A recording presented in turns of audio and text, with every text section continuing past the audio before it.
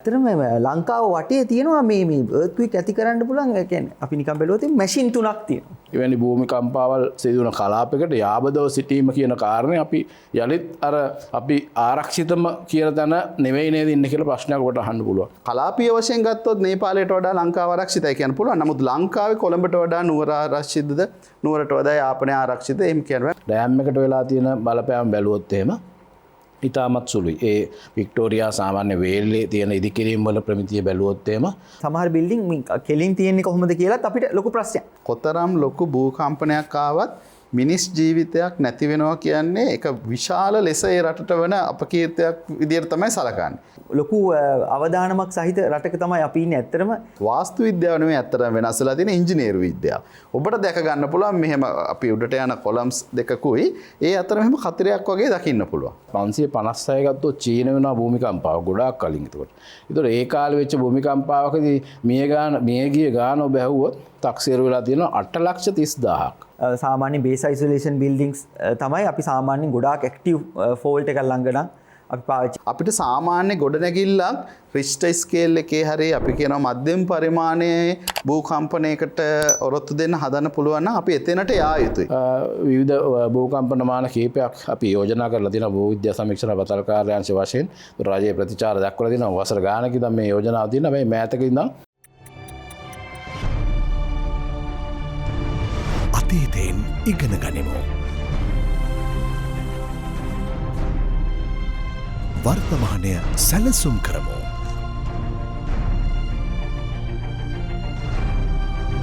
අනාගතය හැඩගස්වමු.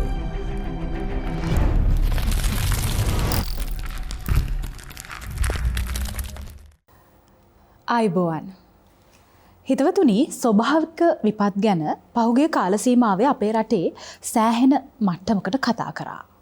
නායම්, ජලගැලීම්, සුනාමි මේ දේවල් ගැන අපි ඉතිහාසයේ එතරම් කතා කරේ නැහැ. හැබැයි ලෝකෙ වෙනස් වෙද්දී අපිට මේ දේවල් ගැන වැඩි වශයෙන් කතා කරන්න සිද්ධ වෙලා තියෙනවා. ඒ වගේම ස්වභාවික විපත් එක්ක පහුගිය කාලවකවානුවේ අපිට අහන්න දකින්න ලැබුණු ප්‍රවෘත්ති බොහොම සංවේදනීයයි, අනුවේදනීයයි. සමහර අවස්ථාවල මේ ස්වභාවික විපත් ගැන කතා කරද්දී, අදාළ සිදුවීම් ගැන කතා කරද්දී බොහෝ දෙනෙක් කිව්වා මේ ස්වභාවික විපත් වලින් සිදුවන හානිය අවම කරගන්න පුළුවන් කියලා. ඒ වගේම දේපල හානියට වඩා ජීවිත හානිය අවම කරගනිමින් මේ ස්වභාවික විපත් කළමනාකරණය කරගන්න හැකියාව තිබුණු අවස්ථා එමටයි කියලත් බොහෝ දෙනෙක් කිව්වා. ස්වභාවික විපත් වලින් සිදුවන ජීවිත දේපල හානිය අවම කරගන්නේ කොහොමද? උදාහරණයක් විදිහට භූකම්පනයකින් සිදුවන හානිය අවම කරගන්න නම් අපි මොනවද කරන්න ඕනේ?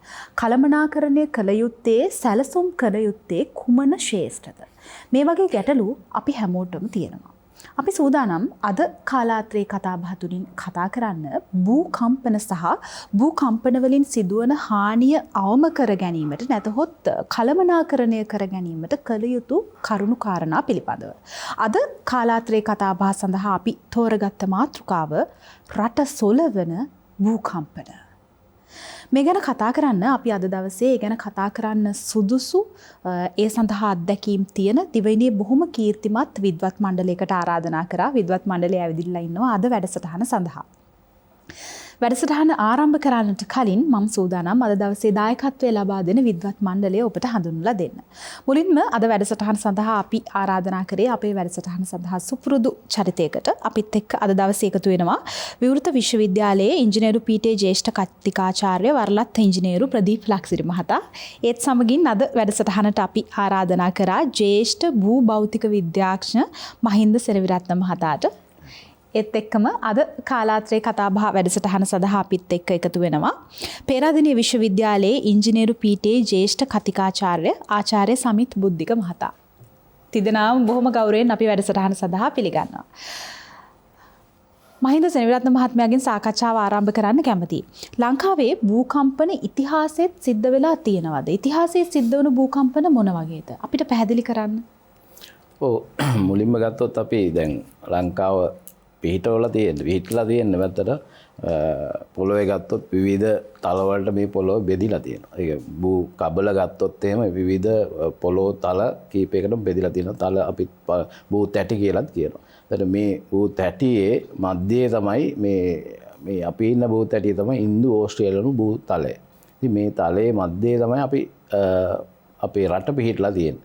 ඒක වාසනාවකට යම්කිසි මට්ටමකට අපිට භූකම්පන අඩුවෙන් දැනෙන්න හේතුව ඒකයි. අපි නිතරම මේ භූකම්පනයක් සිද්ධ වෙනකොට මේවා ඉතිහාසෙත් වෙලා තියෙනවා. දෙවෙනි ප්‍රශ්නය ඇහෙන්නේ ඒකයි.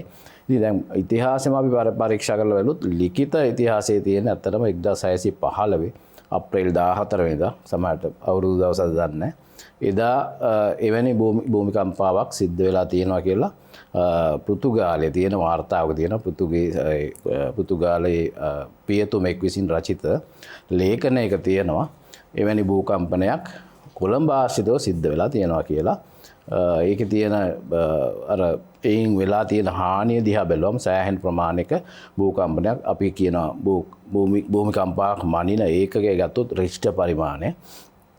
දැන් රිච්ටර් පරිමාණය ඒ කාලේ වෙනකොට ඒක හඳුන්වලා දීලා නැත්තත් අපිට දැන් ඒකේ තියෙන විශාලත්වය ගැන අදහස් කරගෙන ඉන්න පුළුවන්. සාමාන්‍ය රිච්ටර් පරිමාණයගේ 6ක 5ක අතර වගේ අගයක වෙන්න පුළුවන් ඒ සිද්ධ වෙලා තියෙන ජීවිත දේපල හානි ගැන ජීවිත අතර 200ක් විතර විනාශ වුණා කියනවා.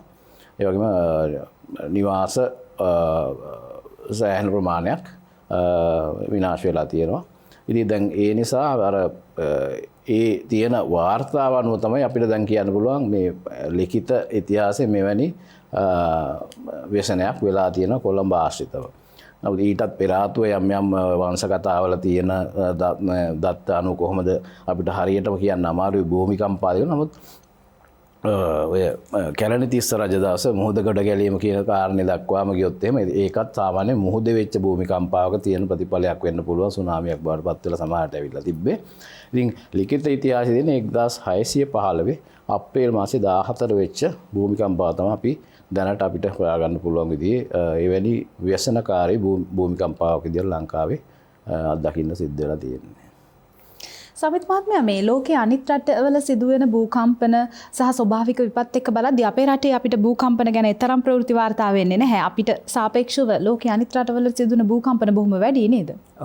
මගේ අවුරුදු 7ක ජපානයේ ජීවිතයේ මම මේ ජපානයේ ටෝකියෝ ඉන්ස්ටිටියුට් ඔෆ් ටෙක්නොලොජි කියන විශ්වවිද්‍යාලයේ තමයි අධ්‍යාපනය හැදෑරුවේ. ඒ කාලෙදී මට තියෙන අත්දැකීම අනුව අපි සාමාන්‍යයෙන් එකතු වුණාම කියන කතාවක් තමයි අපිට උදේ කෑම වේලට, දවල් කෑම වේලට, රෑ කෑම වේලට භූකම්පනයක් තමයි ඇත්තටම හම්බෙන්නේ. දැන් ඒ වගේ ප්‍රවණතාව තියෙන රටවල් තියෙනවා ලෝකේ. ඒ වගේම තව ගොඩක් මොකද ජපානයේ කියලා ජපානයේ ගත්තොත් එහෙම මම අත්දැකීමකට ජපානයේ කියන රට භූමිකම්පා වලල්ලකින් වට වෙලා තියෙනවා. එතකොට අපේ රට ඇත්තටම මට හිතෙනවා ගොඩක් වාසනාවන්ත රටක් ඒ අතින් බැලුවම. හැබැයි ඒකේ තවත් පැති තියෙනවා. අපි කතා කරමු මේ පිළිබඳව. නෑ ඇත්තටම දැන් මෙතුමා කිව්වා වගේ අපේ රටට 1615 දැන් ඒ වගේ අතීතයක් තියෙන රටක අපේ රටේ දැන් මේ දේවල් වෙලා තියෙනවා අපිට. හැබැයි අපේ ඊටත් එහා වංශ කතාවලටත් යනවා කියලා මෙතුමා කිව්වා. දැන් ඒනට අපි ඒවෙන් යම්කිසි පාඩමක් ඉගෙන ගත්තද කියලා ප්‍රශ්නයක් තියෙනවා අද වෙනකොට. ඒවා අපි පෙළ පොත්වල ළමයින්ට මොන විදිහටද අපි ළමයින්ට ඒක උගන්වන්නේ? අපි ඇත්තට මේක ස්වභාවික විවසනයක් විදිහට උපුටා දක්වනවද කියන ප්‍රශ්නේ තියෙනවා අපේ ළමයින්ට. මොකද අවදානමට පෙර සූදානම කියන එක ඊටාම වැදගත් මං හිතනවා. අපේ රටේ ඒක තාම අඩු මට්ටමක තමයි පවතින්නේ අනිත් රටවල වලට. එක බැලුවා. හොඳයි. අපේ රටේ මේ භූකම්පන වලින් සිදුවන හානිය බොහෝ වෙලාවට අවම කරගන්න තිබ්බා කියලා බොහෝ දෙනෙක් කියන භූකම්පනයක් සිද්ධ වුණාට පස්සේ. ඒක ඇත්තටම එහෙමද? භූකම්පනයකින් සිදුවන ජීවිත, දේපල හානිය ඇත්තටම අපිට අවම කරගන්න පුළුවන්ද සැලසුම් කරොත්?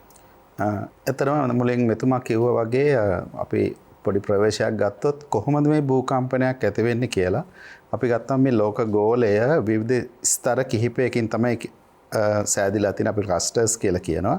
ඉතින් කාලයක් තිස්සේ මේ ස්තර දැන් ඉන්දු ඕස්ට්‍රේලියා මෙතුමා කිව්වාගේ ඒ ස්තර මත අපේ මේ ශක්තිය ගබඩා වෙනවා. අපි කියනවා එනර්ජි ස්ටෝරේජ් එකක් වෙනවා කියලා. එතකොට මේක ස්වාභාවිකවම වෙන දෙයක්. ඒ කියන්නේ අපි තලයක් මත එක තලයක් මත අසීමිත ලෙස මේ කියන එනර්ජි එක නැත්නම් ජවය මේ ගබඩා වෙනවා. එතකොට මේක 90ක් විතර වගේ වෙන ස්වාභාවික. හැබැයි සමහර වෙලාවට මිනිස් ක්‍රියාකාරකම් මගිනුත් වෙන්න පුළුවන්. ඒ රිසර්ච් වලින් ඒ අදාළ විදිහට හොයාගෙන තියෙනවා. ඉතින් මේ earthquake එකක් එහෙම නැත්නම් භූකම්පනයක් වෙනවා කියලා කියන්නේ ඇත්තටම මේ ස්තරයක් එහි දරාගත හැකි උපරිම එනර්ජි එක. එහෙම නැත්නම් ජවයට පැමිණියට පස්සේ එය රිලීස් කරනවා. එය මුදා හරිනවා. එමගින් ඇතිවන කම්පනය ගොඩබිමට හෝ සුනාමියක් හෝ මගින් අදාළ ප්‍රදේශයට සම්ප්‍රේෂණය වීම තමයි අපි කියන්නේ earthquake එකක් කියලා. ඉතින් ඔකේ අපි තව වචනයක් තියෙනවා seismic කියලා.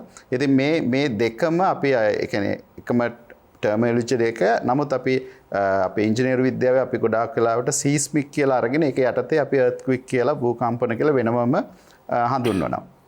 ඉතින් දුලාශි තව දෙයක් තමයි මේකට දිශාවක් නැහැ. වෙන ඕනම දෙයකට උදාහරණයක් විදිහට සුළඟක් අපි ගත්තොත් අපිට දිශාවක් නම් කරන්න පුළුවන්. ඊට පස්සේ ජල ධාරාවක් ගත්තොත් දිශාවක් නම් කරන්න පුළුවන්. නමුත් earthquake එකක් අපිට එහෙම නැත්නම් භූචලනයක් ඒ කියන කේන්ද්‍රයේ ඕනම දිශාවකට වෙන්න පුළුවන්. උදාහරණයක් විදිහට දැන් අපි රිච්ටර් ස්කේල් එහෙම නැත්නම් රිච්ටර් පරිමාණයෙන් earthquake එකක ප්‍රමාණය කියන්න පුරුදු වෙලා හිටියට අපි උදාහරණයක් විදිහට රිච්ටර් ස්කේල් අපි 9ක එකක් අපි කියන සුමාත්‍රා හරි කොහේ හරි දූපතක වුණා කියලා සමහර ලාවට එහි පහක රිච්ටර් ස්කේල් එහෙම නැත්නම් රිච්ටර් පරිමාණයක වෙන්න පුළුවන් බලපෑම වැඩි. මොකද ඒකට හේතුව ඒ වෙන දිශානතිය. ඉතින් මේක ඔබ බොහෝ දැන් රිසර්ච් ලෝකේ කරලා තියෙනවා. ඒ සඳහා අවශ්‍ය තරම් පබ්ලිකේෂන් එහෙම නැත්නම් ජර්නල්ස් ඒ වගේ දේවල් වලට මේ දත්ත මුදා හැරලා තියෙනවා. ඉතින් මෙමගින් අපි ඉන්නවා දැන් ඔබතුමිය මගේ ප්‍රශ්නේ වගේ අපිට පොඩ්ඩි ප්‍රී ජජ් කරන්න පුළුවන් මට්ටමක ඉන්නවා. හැබැයි වෙනස තමයි කොයි වෙලාවකවත් ඔබට මේ අදාපු earthquake එක හෙට එක්ස්පීරියන්ස් කරන්න බෑ. කියන්නේ හෙට දවසේ එන්නේ වෙනත් විදියක එකක්. එතකොට අපි මොකද්ද කරන්නේ? අපි කියන worst end එක. ඒ කියන්නේ අපිට ගන්න තියෙන ඒ කියන්නේ බලපෑම් ඇති කරන්න පුළුවන් මේ තක්කෝ ඇති වෙච්ච earthquake අරගෙන ඒකට තමයි අපි සූදානම් වෙන්නේ. අපිට ඒකට තියෙනවා ඇමරිකාවේ ඕනනම් පිය ඉන්ස්ටිටියුෂන් එකක්. ඒකේ අපේ data තියෙනවා. ලංකාවෙත් තලව කැලේ වගේ තැන් කිහිපයක අපි මේව කරලා තියෙනවා. ඒ කියන්නේ අපි අවශ්‍ය තැන් වල දත්ත ලබා ගැනීමට පර්යේෂණ කටල පිටවලා තියෙනවා. එතකොට දැන් අපි කතා කරන්න ඕන මෙතුම පැහැදිලිවම කිව්වා හරියටම. ඒ කියන්නේ අපි ඉන්නේ ඉන්දු ඕස්ට්‍රේලියා කියන ප්ලේට් එකේ මැද ඉන්නේ. එතකොට අපිට වෙන බලපෑම ඉතාම අඩුයි. හැබැයි ඔබතුමා බොහොම අහලා තියෙනවා නේපාලය, පාකිස්තානය, ඊට පස්සේ අනිත් පැත්තෙන් ගියම් පිලිපීන්ස්, ඉන්දුනීසියා ඔය කියන රටවල් වල නිතරම ඔබට මේ earthquake එහෙම නැත්නම් භූකම්පන ඒ කියන්නේ අත්දකින්න පුළුවන්. එතකොට මේ ඊයේ පෙරේදත් අපි නේපාලයේ අවාසනාවන්ත සිද්ධියක් දැක්ක තියෙන ගොඩාක් සංස්කෘතික වටිනාකමක් තියෙන ගොඩ නැගිලි ජීවිත මේව නැති වෙනවා. එතකොට ඇත්තටම මමත් අවුරුදු 6ක් වගේ ඉතාලියේ මගේ ආචාර්ය උපාධිය කරේ. එතකොට ඒ රටත් ඇත්තටම සමහරවිට ඉතින් අපිට එක රාත්‍රියේදී 2-3 ඒ වගේ අපිට එක්ස්පීරියන්ස් ඒ කියන්නේ අපිට අත්දකින්න පුළුවන්. නමුත් වාසනාවකට අපේ රටේ එහෙම අත්දකින්න එහෙම ඒ වගේ බහුලව දකින්න පුළුවන් භූකම්පන ඒ කියන්නේ අපි කියන ෆ්‍රීකවන්සි එක කියලා සංඛ්‍යාතයකින් වෙන්නේ නැහැ. නමුත් අපි දැන් මතක තියාගන්න ඕන අපි මෙතුමාත් ඉංජිනේරු ආචාර්ය සමිත මහතා කිව්වා වගේ දැන් අපි earthquake වලට එහෙම නැත්නම් භූකම්පන වලට ගොඩනැගිලි සැලසුම් කරන්න අවශ්‍ය කාලය ඇවිල්ලා තියෙනවා. මීට කලිනුත් ඒ අවශ්‍ය කාලය තිබුණා. හැබැයි මීට කලින් අපි ගොඩාක් වෙලාවට අපේ ගම් වතුරකින් යට වෙන තැනක ගෙයක් හැදුවේ නැහැ. මොකද අපිට ඉස්සර අවශ්‍ය භූමි ප්‍රමාණය මේ ලංකාවේ තිබ්බා. එතකොට ඇයි මිනිස්සු ද්‍රෝණියක දැන් ගෙවල් හදන්නේ?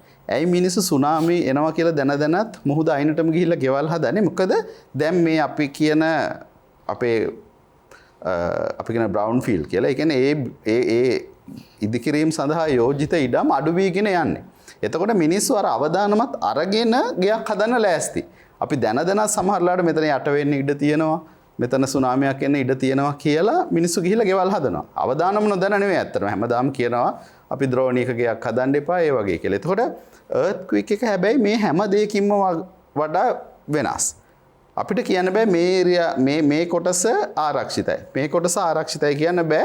නමුත් කලාපීය වශයෙන් ගත්තොත් නේපාලයට වඩා ලංකාව ආරක්ෂිතයි කියන්න පුළුවන්. නමුත් ලංකාවේ කොළඹට වඩා නුවර ආරක්ෂිතද?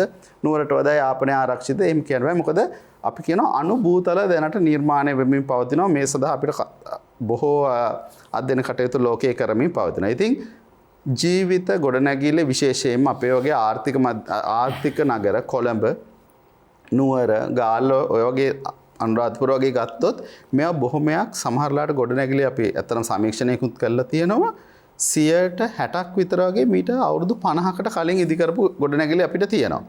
එතකොට මේ ගොඩනැගිලි ගොඩාක් වෙලාවට අපි කියන භූකම්පන වලට අවශ්‍ය සැලසුම් කරලා නොතිබෙන්න පුළුවන්. එතකොට ඒවාට එකක් අපිට කරන්න පුළුවන් අපි කියනවා ඉංජිනියර්ඩ් කරනවා කියලා. කියන්නේ ඒකට ඉංජිනේරු දැනුම යොදලා මොනවද විකල්ප ඇතුළත් කරන්න ඕන කියලා කරනවා. ඒක ඇත්තම ඉතාලිය වගේ ජපානය වගේ රටවලුත් හැමදාම අපි කියනවා building health monitoring assessment කියලා. ඒ කියන්නේ මේ ගොඩනැගිල්ලක් ගත්තම හැම අවුරුද්දෙම මේකේ මිනිසෙක් හෝ කර්මාන්ත ශාලාවකට හෝ නිවසකට සුදුසුද කියලා අපි ඇසෙස්මන්ට් එකක් කරනවා. එහෙම නැත්නම් ඇගයීමක් කරනවා.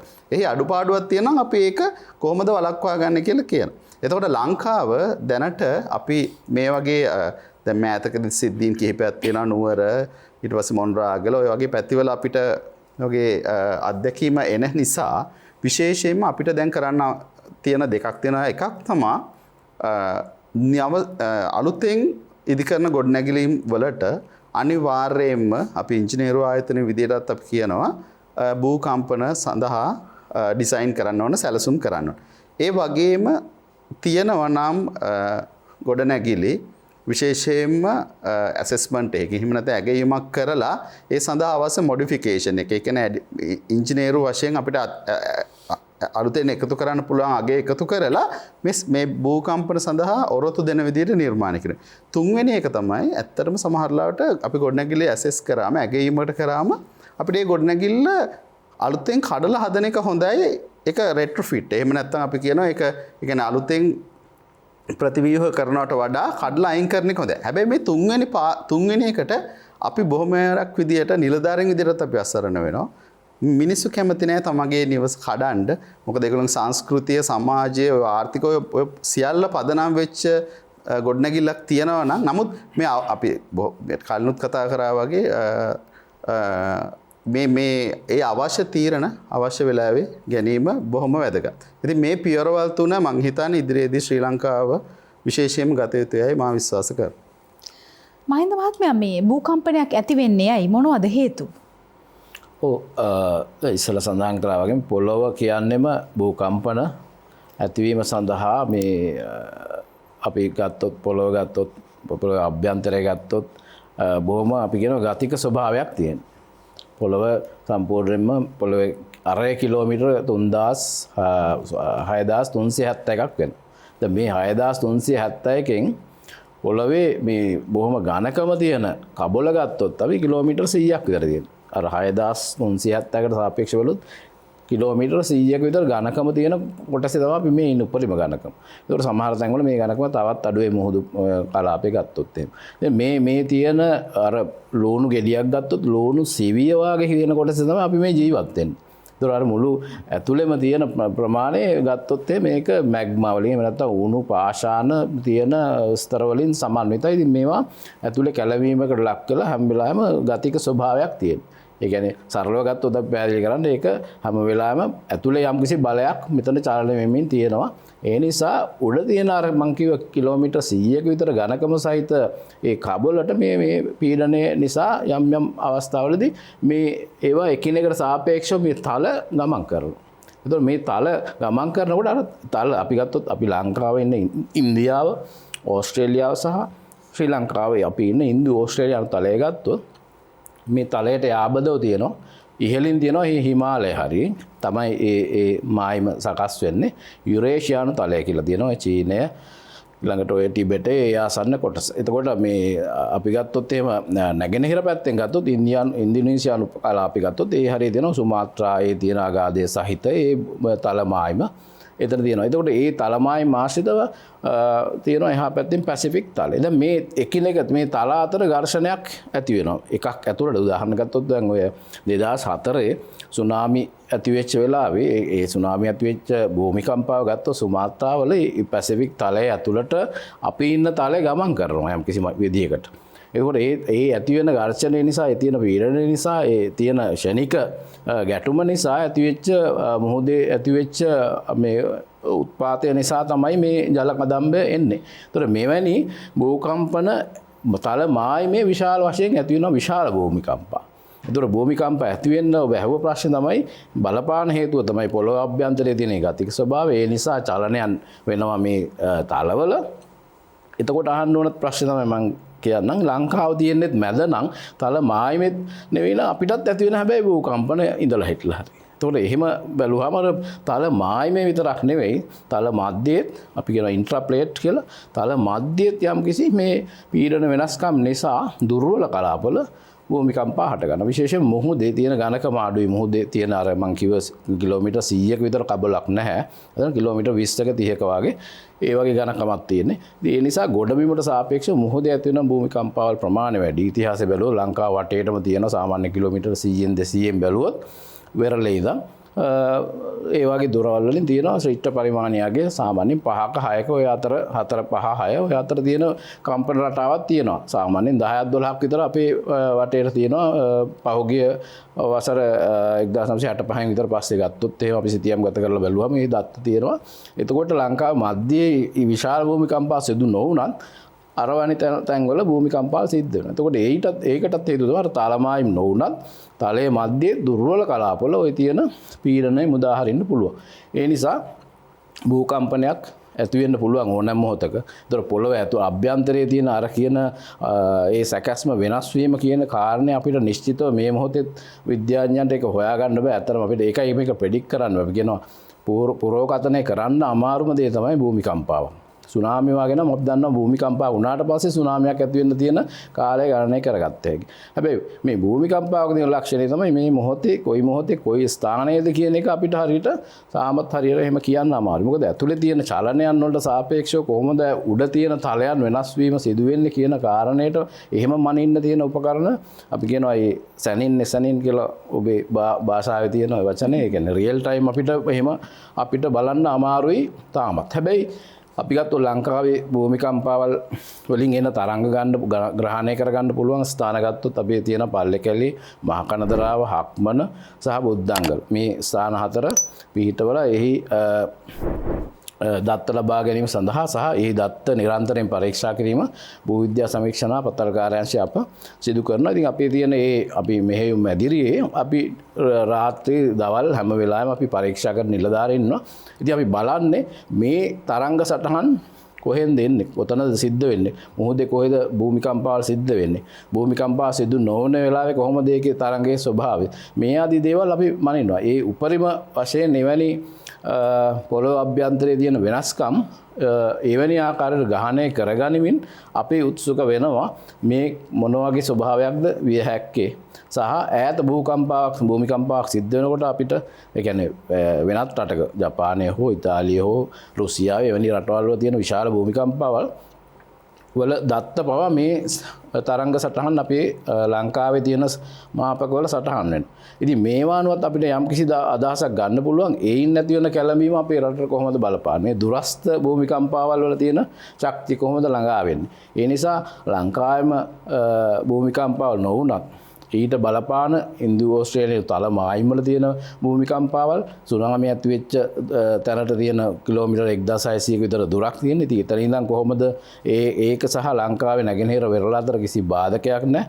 ඒතර කොහොමද සුනාමි ඇති වෙන වේගය සහ ඒ වේගයට අනුරූප කොච්චර කාලයක් ඇතුළත සුනාමි එනවද? මේ දේවල් ඔක්කොම ගණනය කරගන්න පුළුවන්. ඉතින් නිරීක්ෂණ ඒ වගේ දේවල් කරන ඒම තියෙනවා. ඔබ අහුව විදියට බැලුවොත් අපි භූමිකම්පාවල් ඔය විදිහට තමයි ඇති වෙන්නේ. ඒ කියන්නේ සාමාන්‍ය ස්වභාවික සිද්ධියක්. හැබැයි පුරෝකතනය කරන්න අමාරුයි. හැබැයි උපරිම අපි උත්සාහ කරනවා තියෙන තාක්ෂණය පාවිච්චි කරලා එයින් සිදුවිය හැකි බලපෑම අඩුම ගානේ දුරස්ත භූමිකම්පාවලින් සිදුවිය හැකි බලපෑම ග්‍රහණය කරගන්න. ඒකට ලංකාවේ තියෙන අපි අත් දකින සුළු භූමිකම්පා දැනට අපි අඳුරගෙන තියෙන සුළු භූමිකම්පා මාලාවන් සිද්ධ වෙනවා. මේ මෑතකදී දිගන ප්‍රදේශයේ ඇති වෙච්ච භූමිකම්පාවල ඊට කලින් අම්පාර ප්‍රදේශයේ සිද්ධ වුණා. එවැනි අවස්ථාවල් අපි මේ භූමිකම්පාවල් මනින්න උපකරණ සවි කරලා දැනට තියෙන අවුරුදු 20ක විතර ඉතිහාසය ඇතුළත තියෙන සටහන් ප්‍රමාණයක් අපේ තියෙනවා. ඒ අනුව අපිට යම්කිසි තක්සේරුවකට එන්න පුළුවන්. සුළු භූමිකම්පාවල් කොයි විදිහටද තියෙන්නේ කියලා ඒ අනුව අර අපේ ලක්ෂ්‍රී මැතිතුමා කිව්වා වගේ ඒවට ඒ කරුණු පාදක කරගෙන අපිට හදාගන්න පුළුවන් යම්කිසි රටාවක් සහ මොන වගේ ප්‍රදේශවලද මේ බලපෑම ඇති වෙන්නේ ඒ බලපෑමට තව කාර්යයක් එකතු කරන්න අර ගොඩනැගිලි ගැන කිව්ව නිසා ඒ ගොඩනැගිලි විවිධ පළාත්වල තියෙන එතකොට ඒවට තියෙන බල ඒ කියන්නේ මේ භූමිකම්පාවක් නිසා ඇති වෙන ඒ කම්පන ස්වභාවය විවිධ විදිහට තමයි ඇති වෙන්නේ. කොළඹ ගත්තොත්, වැල්ලවත්ත ගත්තොත්, ඊළඟ බත්තර මුල්ල ගත්තොත්, කඩුවෙල ගත්තොත් ඒ කියන පිහිටි පාෂාණේ තියෙන තැනක තියෙන ගල් සහ ගෙවල් සහ ගොඩනැගිලි අර වැල්ලේ තියෙන ගොඩනැගිලි ඒවා අතර තියෙන මේ සම්බන්ධයක් තියෙන කොයි විදිහටද ඒවා කම්පන වෙන නිශ්චිත විදිහක් තියෙනවා. ඉතින් මේ නිසා ඒවා අඳුනා ගනිමින් අර ගොඩනැගිලි වලට වෙන බලපෑම පොළොවේ තියෙන ස්වභාවය අනුවත් තීරණය කරලා යම්කිසි සිතියම් ගත කිරීමක් කරලා අපිට පුළුවන් ඔය කියන භූකම්පන ඇති වෙන විදිහ අඳුනා ගනිමින් එයින් වෙන හානිය ගොඩනැගිලි වලට වෙන්නේ කොහොමද කියන එකත් හඳුනා ගනිමින් ඉස්සරහට යන්න. කරන්න පුළුවන්ද මට? හොඳයි අනිවාර්යයෙන්. මට දැන් ඒ කියපු කතාවත් එක්ක මතක් වුණා දැන් ඇත්තටම ලංකාව තියෙන්නේ මේ ප්ලේට් එක මැද්දේ. එතකොට ඒකත් එක්ක බැලුවම දැන් එතුමා කිව්වා සාගරයේ තමයි භූමිකම්පා ඇති වෙන්න පුළුවන් ප්‍රවණතාවය තියෙන්නේ. දැන් ඒතකොට එතනත් ගත්තාම මේකේ තුනක් තියෙනවා ලංකාවට. දැන් මම මේකට ඉංජිනේරු විද්‍යාවත් ගෙනාවොත් එහෙම දැන් ඒක මීට කාලයකට කලින් කට්ටිය කතා වුණා මේ අපේ දකුණු දිග මුහුදේ ලංකාවේ ඉඳන් කිලෝමීටර් 400ක් ඇති අලුත් ඇක්ටිව් රීජන් එකක් තියෙනවා කියලා. එතකොට ඒ හරිය. එතකොට මුහුදේ තමයි මේ දේවල් වෙන්න පුළුවන්. මම එතකොට ඊළඟට තව එතකොට ඒක එක පැත්තක්. එතකොට අපිට දැන් රටේ තියෙන වාණිජ නගරේ එතකොට වාණිජ නගරේ කොළඹ පැත්ත බැලුවහම අපිට තියෙනවා තව මන්නාරම් පැත්තෙන් තියෙනවා එකක් අනිත් එක තියෙනවා කොමරින් රිජ් එක තියෙනවා. දැන් එතකොට මේ ඇත්තටම ලංකාව වටේ තියෙනවා මේ earthquake ඇති කරන්න පුළුවන්. ඒ කියන්නේ අපි නිකන් බැලුවොත් මැෂින් තුනක් තියෙනවා. ඈ දැන් ඔය එකින් එක වෙලාවට තමයි මේක ඇති වෙන්නේ. දැන් අපි බැලුවොත් එහෙම ඇත්තටම දැන් මේව කොමරින් රිජ් එක ගත්තොත් එහෙම දැන් පොළොව යට තියෙන මේ මුහුදේ යට ඇත්තට මේවා අත්‍යවශ්‍යයි. අපේ මුහුදේ ඉන්න ජීවීන්ට අවශ්‍ය පෝෂණ ඒවට අත්‍යවශ්‍යයි මේ ඇතුළේ තියෙන මේ සයිස්මික් ඇක්ටිවිටීස් කියන එක. ඇත්තටම මේක කෑල්ලක්. හැබැයි මේවා හැමදාම වැඩ කරනවා. හැබැයි මේවා අපිට දැනෙන්නේ නැති සමහර දැනෙන ඒවා තියෙනවා, දැනෙන්නේ නැති ඒවා තියෙනවා.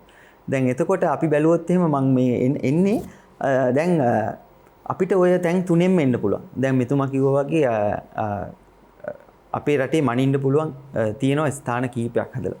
හැබැයි මේවා අපි බැලුවොත් එහෙම ලංකාව දකුණේ ඉඳන් උතුරේ ඉඳන් දකුණට තියෙන ලයින් එක තමයි තියෙන්නේ. එතකොට ඒක අපිට පුළුවන් මේ ජාවා සුමාත්‍රා වගේ පැත්තෙන් අපේ ලංකාව දිහා බැලුවොත් එහෙම මේ පැත්තෙන් එන කම්පනයක් අපිට පුළුවන් කොහොමද වෙනස් වෙන්නේ කියලා රට හරහා අපිට දැනගන්න. හැබැයි අපිට ලංකාවේ නැගෙනහිර ඉඳන් බටහිර දෙසට අපිට මනින්න පුළුවන් ජාලයක් නැහැ. එතකොට අපිට ලංකාව හරහා earthquake එකක් කොහොමද propagate වෙන්නේ කියන එක ඇත්තටම අපි අපේ දැනුම අපිට අවශ්‍ය දේවල් ගොඩනගා ගන්න අවශ්‍ය දැනුම මදි. මොකද මේ හැම එකම මෙතුමත් එක්ක මම කලින් කතා කරනකොට කිව්වා ඇත්තටම ගොඩක් මේ ස්ටේෂන්ස් එන්නේ ග්‍රාන්ට් වලින් අපිට. එතකොට ඒවා එන්නේ ග්ලෝබල් මේ සයිස්මික් නෙට්වර්ක් කියලා තියෙනවා ලෝකෙ පුරාම. ඒකේ එක නෝඩ් එකක් විදිහට. තව මම කැමති එක දෙයක් එකතු කරන්න. දැන් මේ කතා බහෙන් එක දැන් ලංකාවේ භූමිකම්පා ගැන කියනකොට ප්‍රධානම දෙයක් තමයි අපි මොන භූමිකම්පාවක් වුණත් අපිට කියන්න බෑ කවදද ඇති වෙන්නේ කියලා. ඒ කතාව දැන් මෙතන ඉස්මතු වුණා. හැබැයි අපි ඒක හැමතිස්සෙම සම්භාවිතාවක් එක්ක කියන්නේ. දැන් මම කිව්වොත් එහෙනම් අපි සාමාන්‍යයෙන් කියනවා 10%ක සම්භාවිතාවක් තියෙනවා. ඒ කියන්නේ එක එක අර මං කිව්වේ දැන් අපි ළඟ තියෙනවා මැෂින් තුනක්. මේ ඒවෙන් එක එක දවසට එක එක වෙලාවට තියෙනවානේ. දැන් එතකොට අපි බලාපොරොත්තු වෙන earthquake එකක් තියෙනවා. දැන් ඔයා බලාපොරොත්තු වෙන මොකද්ද මේ බලාපොරොත්තු වෙන්නේ? මේ බිල්ඩින් එක හොල්ලන්න පුළුවන් එකක් කියලා කියනවා. ඒක අපි බලාපොරොත්තු වෙනවා. දැන් ඒ වගේ එකක් අපි බලාපොරොත්තු වෙනවා කිව්වහම අපි කියනවා 10%ක වගේ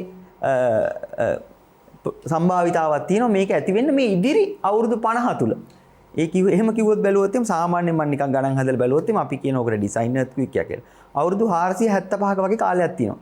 දැන් මම නිකන් මේ වාඩි වෙලා ඉන්න නිකන් ගණන් හදලා බැලුවාම දැන් මෙතුමා කිව්වා 1615 තමයි අපි දන්න ලොකුම earthquake එකක් වෙලා තියෙන්නේ. හැබැයි අපි ළඟ කිසිම ඒකේ රෙකෝඩ් එකක් නැහැ. හැබැයි ඒක හොඳට ડોකියුමන්ට් කරලා තියෙනවා. ඒකේ වෙච්ච විනාශය අපි දන්නවා. දැන් ඒ වගේ එකක් දැන් අපි ආය 475කින් බැලුවොත් එහෙම දැන් මේ අපි මේ වැඩසටහන කරන්නේ හරිම කාලයක අවුරුදු 400ක් පහුවෙලා. මොකද මේ ඉස්සරහට ලංකාවේ වාණිජ නගරේ ගොඩාක් උස බිල්ඩින් හැදෙනවා. ඊළඟට අපේ පෝට් සිටි එක එනවා. ඒක ඉදි කරන්නේ අපි ගොඩ කරපු ඉඩමක. දැන් එතනත් අපි ගොඩක් උස බිල්ඩින් හදනවා. දැන් එතකොට මේ වගේ භූමිකම්පනයක් එන්න තියෙන ඉඩ ප්‍රස්තාව දැන් තව අවුරුදු 20කින් 30කින් බොහොම වැඩි. එහෙම අපි සංඛ්‍යාත්මකව බැලුවොත් එහෙම.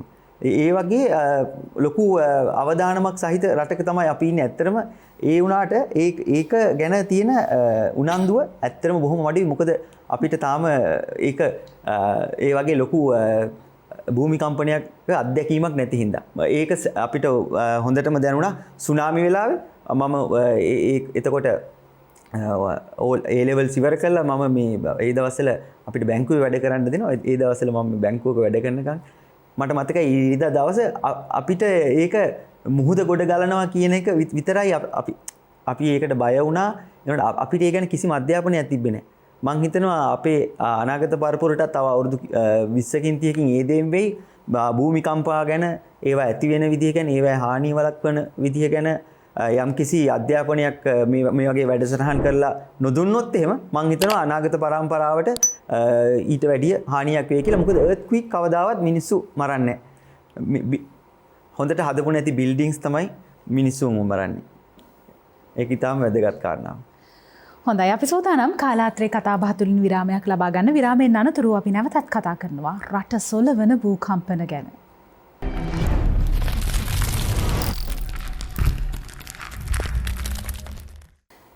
විරාමයෙන් අනතුරුව අපි නැවතත් එකතු වෙනවා කාලාත්‍රේ කතා බහත් එක්ක. අද මාතෘකාව රට සොලවන භූකම්පන. මහින්ද මහත්මයා, මේ භූකම්පනයක් ඇති වෙන්න කලින් අපිට දැනගන්න පුළුවන් දේවල් මොනවද? ලක්ෂණ මොනවද? එහෙමත් නැත්නම් මේ ඇලර්ට්ස් මොන හරි තියෙනවද? දැන් භූකම්පනයක් සිද්ධ වෙන්න යන්නේ කියන පණිවිඩය අපිට කොහොමද දැනගන්න පුළුවන්? ඔව්, ඇත්තටම ඒක ඉතිහාසය පුරාම මේ සිද්ධ වෙච්ච භූමිකම්පා වලින් ගත්ත තොරතුරු වල අනුව යම් යම් කරුණු සම්පින්ඩනයක් තියෙනවා ඔය කියන ප්‍රශ්නෙට. ඇත්තටම දැන් භූමිකම්පාවක තියෙන ස්වභාවික තත්ත්වය තමයි ඇතුලේ පොළොව අභ්‍යන්තරේ යම්කිසි වෙනසක් සිද්ධ වෙනවා. සිද්ධ වෙමින් තියෙනවා ඇත්තටම. අපි ඒක එක්වරම අපි දකිනවා අපේ නගරයට. එහෙම නැත්නම් අපි ඉන්න පාය ගහලා ඉන්න භූමිය යම්කිසි සැලවීමකට, කම්පන වීමකට සහ තප්පර ගානක් පුරා විහිදී යන කම්පන පරාසයකට ලක් වෙලා නවතිනවා. ඒක තමයි අවසාන ප්‍රතිඵලය. එහෙම නැත්නම් ඊන් පස්සෙත් ගොඩනැගිලි කඩා වැටීම සහ ජීවිත හානියම් කියන එක අවසාන ප්‍රතිඵලයකට එනවා. දැන් මේකට පෙර ආතුව අපි ගත්තොත් ওই සිද්ධිය යට තියෙන ඒ සිද්ධිය යට තියෙන ගත්තොත් හරියටම ගත්තොත් පොළොව යට ගත්තොත් ඇති වෙන සිද්ධිය තමයි අර අපි කලින් කතා කරපු පොළොවේ තියෙන පාෂාණස්තර දෙකක් සීමාකාරී අවස්ථාවේදී මෙහෙම ඝර්ෂණය වෙමින් තියෙනවා. දැන් බලය එකිනෙකට සාපේක්ෂව යොදමින් ඉන්නවා. දැන් ඒක ඒ තියෙන තත්ත්වය මඩ ගන්න බැරි තැන මේ සීමාකාරී අවස්ථාව ගිලිහිලා එතන භූමිකම්පාවක් එහෙම නැත්නම් ඒ ස්ලිප් වීම නිසා යම්කිසි වෙනසක් පොළොව අභ්‍යන්තරය ඇති වෙනවා. මේ වෙනසට ඇති වෙන්න මොහොතකට හෝ පෙර සමහරට සති දෙකක විතර ඉඳන් අපි දන්න දැන් 2004 භූමිකම්පා වෙනකොට සුමාත්‍රාවල සති දෙකකට 3කට විතර කලින් ඉඳන් ඔය ලක්ෂණ පහළ වුණා. ඒ කියන්නේ විශාල භූමිකම්පාවක්. ඊට අරන් දිනකොට එක්වරම එදා අපිට ඔය කියන වෙලාවේ මේ මොහොතේදී තිය අද්දකට ඒක ඊට කලින් මාස ගානක ඉඳන් මේ සූදානම් වීම තියෙනවා පොළොවේ. එතකොට අපිට දකින්න පුළුවන් දේ තමයි මේ වගේ අපේ රටක නම් 1600ක් ඒ වෙලාවේ ඈත අපිගේ භූමිකම්පාවට තියෙන දුර. ඒ මොහොතෙත් ඒ තියෙන පොළොවේ කදම්බේ ගත්තොත් අපි ඒකේ පොඩ්ඩක් බලමු දුර දිගපළල බැලුවොත් ඒ වෙලාවේ සෙලවිච්ච ඒ පොළොවේ තියෙන ඒ කියන අපි කියන භූ පැල්ම කිලෝමීටර් 1200ක් විතර දිගයි. කිලෝමීටර් 1200ක් ලංකාව වගේ 3ක් විතර පෙළගස්වල එක දිගට තියෙන අගාධයක් කියලා දැන් මේ 1200ක් දිග සහ 250ක් විතර කිලෝමීටර් පළල මේ විදිහේ බ්ලොක් එකක් හරි මීටර් 20ක් 15ක් විතර ඉස්සෙනවා පල්ලෙහාට යනවා. මේක පුදුම මේ බලයක් ඕනනේ මේ ප්‍රමාණය ඔලවන්න. එතකොට මේක මේ සැකැස්මට පොළොවේ අවශ්‍ය බලය කොහොමද ඒ දෙන්නේ? ඒතකොට වහපු ප්‍රශ්නෙට තියෙන හොඳම දේ තමයි පොළොව අභ්‍යන්තරේ මේට සැකසුමක් තියෙනවා. ඒ අර කියන පොළොවේ ඒ බ්ලොක් එක හොල්ලන්න පුළුවන් ශක්තිය එන්න මොහොතකට හෝ පෙර අර තියෙන සුළු කම්පන ඉස්සලම ඇති වෙනවා. අපිට හොයාගන්න පුළුවන් එක දෙයක් තමයි විශාල භූමිකම්පාවට පෙර සුළු කම්පන ඇතිවිය හැකි. එය සාමාන්‍යයෙන් මාසයකට දෙකකට එහෙම නැත්නම් සමහර විට කාලය බැලුවොත් එහෙම සාමාන්‍යයෙන් මාස 6ක් විතර පීරියඩ් එකක උනත් වෙන්න පුළුවන් දෙයක් ඒක. එතකොට ඒ සුළු කම්පන කියන ඒවා විවිධ තැන් වලින් මතුවෙන්න පුළුවන්. එතකොට අර ප්‍රධාන භූ කම්පනයට යම්කිසි දුර සීමාවකට යටත්ව. ඊළඟට අනිත් එක තමයි පොළොවේ ඇති වෙන්න පුළුවන් දැන් ඒ වගේ වෙනස්කම් වලට බැලුවොත් එහෙම පොළොවේ තියෙන වතුර මට්ටම් වල වෙනස් වීමක් සාමාන්‍යයෙන් බැලුවොත් ගිය සැරේ වෙච්ච එකේ බැලුවොත් සති 2කට විතර කලින් report වෙලා තිබ්බා පොළොවේ ලිං වල වතුර ඉහළ පහළ ගිහින් තිබ්බා. එතකොට දැන් ඒ වගේ වෙනස්කම් අපිට දැනගන්න පුළුවන්.